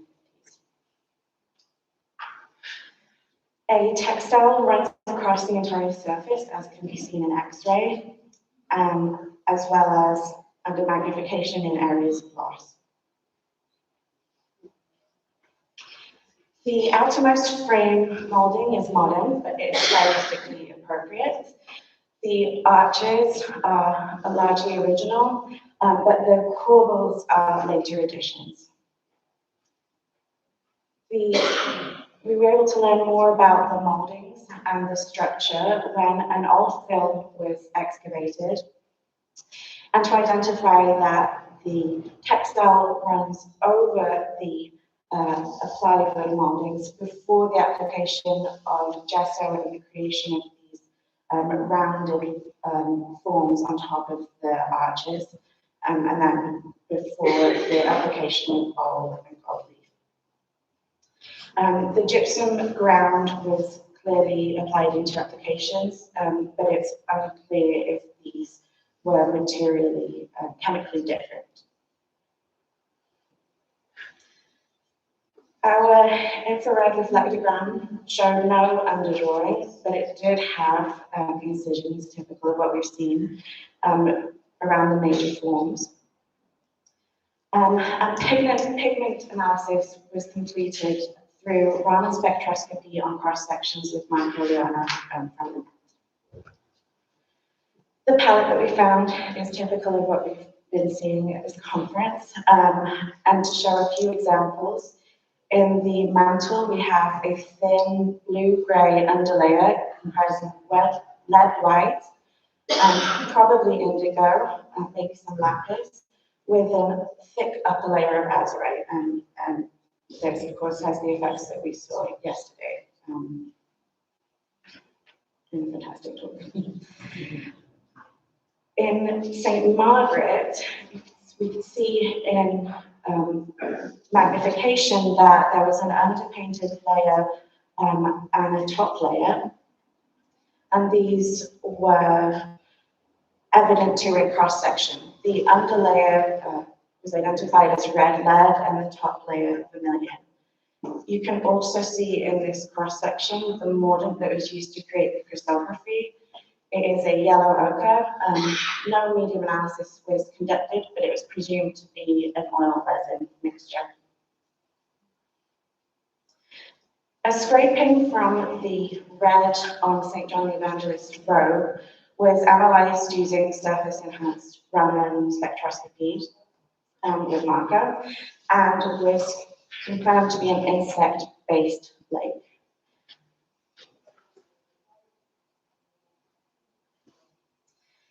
In the purple used in St. Margaret's tunic, we found a mixture of lead white azurite and a lake, which we presume is the same as identified in St. John. And this purple is also likely used for St. Mary Magdalene on the left. For the flesh tones, you could clearly see in areas of abrasion that there is a verdaccio underlayer applied directly over the gesso, and then the flesh is completed with a mixture rich in lead white and vermilion. And so throughout the restoration, Derek made a reconstruction of Margaret of Antioch to better understand the materials and techniques alongside the technical analysis, and to understand how the panel adheres to or diverges from the techniques described in Tonino since the Dossal is over a century earlier. So we used a poplar panel to approximate the wood used in the Dossal. Wood ID was not done on the pressed Dossal, and as we've seen here, a variety of wood was used, but poplar is an appropriate choice. And then Derek made casein glue with Chenini's instructions to adhere the wooden molding strip. He created the arch moldings with putty and then sealed the surface with rabbit skin glue, applied linen as seen in the X-ray, and coated it again literally with glue. He then applied the gesso and smoothed the surface. And then, although the IRR showed no underdrawing or spolare transfer, Derek needed to transfer the design he used pouncing to as his technique. He then applied a clay bowl bound in glue and began to gild, and he completed the punch work as he was carrying out the gilding to ensure that the gesso and the bowl had the appropriate level of softness. And then after he finished gilding, punching and burnishing, it was time to begin painting according to the pigments that were found in analysis, and of course using the very best eggs. During the painting process, Derek found that it took many layers of green earth paint to achieve an opaque verdaccio layer, and so returned to the technical analysis to look for further clues. And in this cross-section from St. John, you can see traces of a carbon substance directly under the gesso. And looking again at the IRR, where St. John's face is particularly abraded, and so has given us a good idea of what's underneath. We can see a streakiness in the IRR and interpreted this to be a possible application of an ink layer to quell the brightness of the gesso. And so, for the reconstruction, Derek applied iron ink onto the gesso and found it worked very well to quickly apply the green earth to create a sufficient pedaccio layer. To create the crystallography, for his mordant, there was some trial and error in determining the ratio of oil and resin appropriate to create a consistency which didn't wrinkle when the gold was applied. And then finally, he applied his upper flesh layers. You can see the results speak for themselves. She's gorgeous.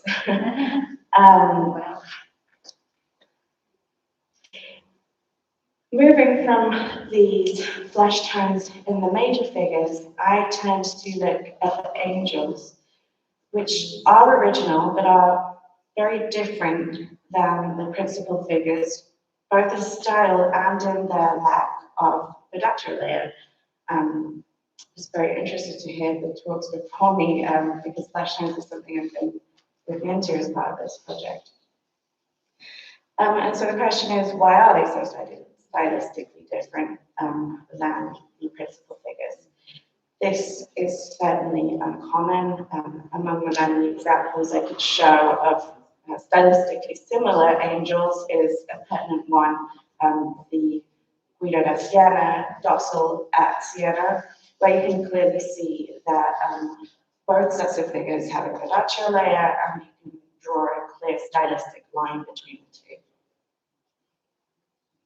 And so I wondered about the attribution of the Master of the Clarice panel to Ronaldo da Siena, given that Ronaldo was associated with different forms of painting other than panel painting.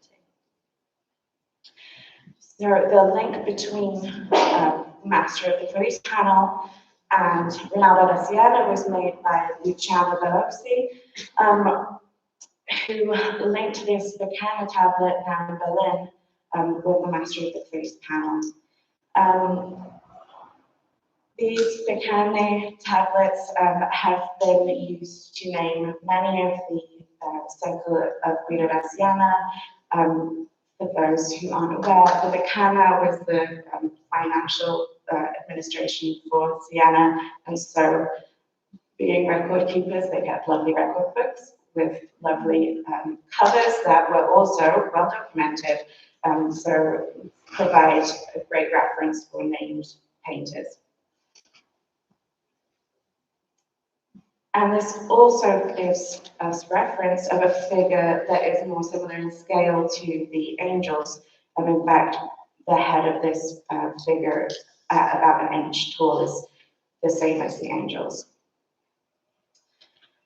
Bellosi also added a crucifix and 2 manuscripts to the Earth, and manuscript scholars later added more illuminations, such as the one on the right here from the Getty. And although the Bacana and the Dossal have suffered more than the illuminations, still, to me, there doesn't seem to be an obvious connection in morphology between the angels and these other works. Additionally, if we look at the National Gallery of London's small painting, we can see consistent style and technique throughout the small and smaller figures. And so I wondered about the possibility of Ronaldo collaborating with another artist and turned to examples at the Pinacoteca in Siena. 2 examples of collaboration between Direzione di Spemme and Guido da Siena, and the first of which is these pair of doors. The internal face attributed to Guido da Siena and the external to Direzione di Spemme. And we can see some obvious stylistic and technical differences between the more traditional, perhaps Sienese styling on the left, with a clear Verdaccio layer, and the style of the Arezzo on the right, which very clearly lacks a Verdaccio layer. But I think that the division between front and back between these authors is blurred. And if you look at these smaller figures on the Guido side, you see figures that I think more reflect the Salvi, and again don't have this Verdaccio layer. The other example is this triptych that was recently reunited in the Pinacoteca in Siena. The wings belong to the Pinacoteca and are attributed to Dieta Salvi di Spemme, and the central panel belongs to the Accademia in Florence and is attributed to Guido da Siena. But again, there is some variation in technique on the outer layers. You can see here examples of figures with a Verdaccio paired with figures without a Verdaccio. And so the question of this changing technique, it raises questions about what could explain this work in practice. Is it perhaps due to the importance of the figures? Was it simply a practical matter between two collaborating artists, a stylistic choice by one artist? And so I was tempted to say that these angels might be by Dieta Salvi di Spemme. I don't think they could, but the question is certainly more complicated, given that even within these three Bacchane attributed to Dieta Salvi, we see stylistic changes, including the inclusion and exclusion of the Verdaccio layer. And of course, Dieta Salvi has major altarpieces in this Verdaccio more typical style, not least the Madonna del Verto in the Duomo in Siena. And this also complicates any possible notion that Dieta Salvi was Guido's second hand, creating the smaller figures or the outer wings, the inferior parts, because he certainly has important pieces himself.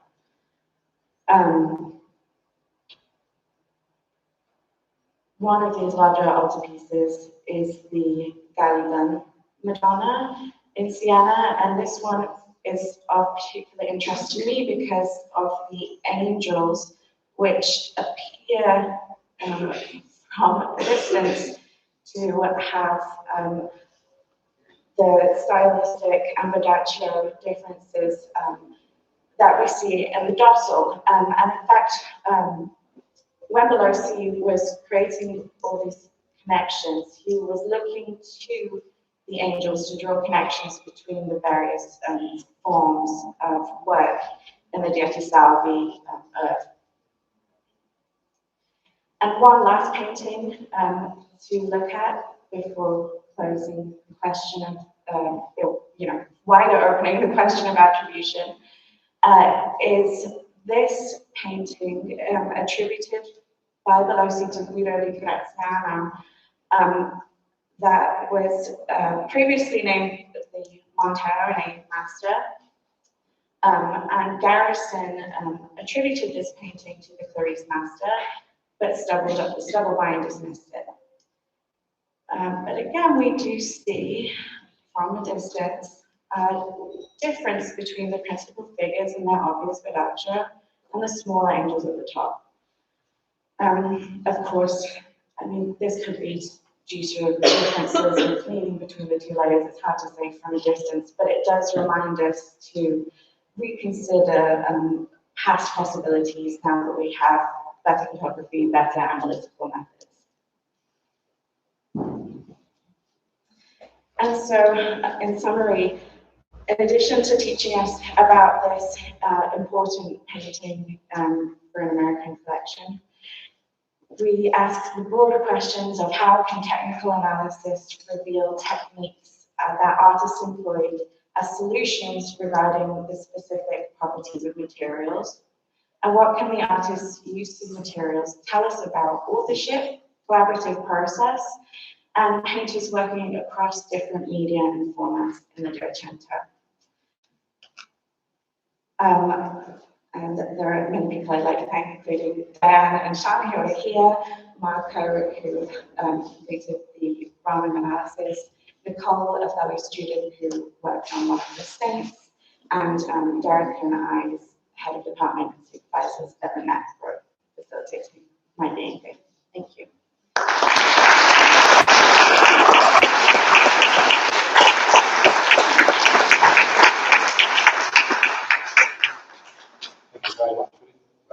There's lots of things right there. Does anybody have any questions for Ruth just before we finish this session? One there.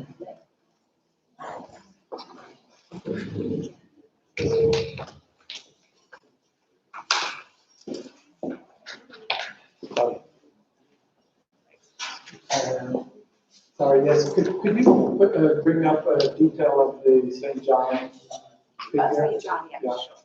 Because I was interested in the chrysanthemum there, that big. I never saw. No. Of St. John, right? Yeah.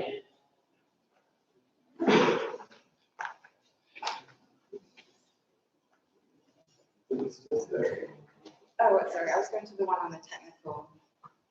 No, You mean the the one on your, the second one to the right. Yeah.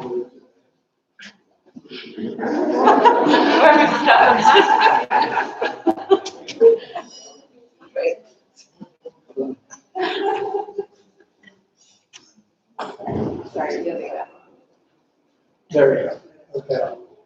Yeah, I was interested in the chrysanthemum there because I never saw just straight parallel lines of the chrysanthemum instead of describing the folds. So I wondered if they were original or not.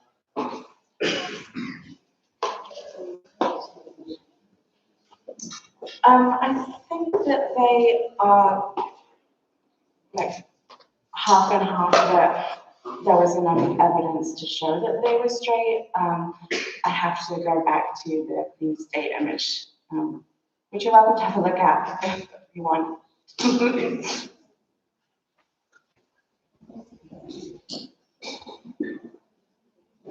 Any further questions? No, in which case, I think I can bring this session to a close. As far as I know, there's no further announcements. I guess lunch is here in a couple of minutes. Yeah, and I think we will return at 2 p.m. Thank you to all the speakers. Thank you, Ruth. Thank you to all the speakers.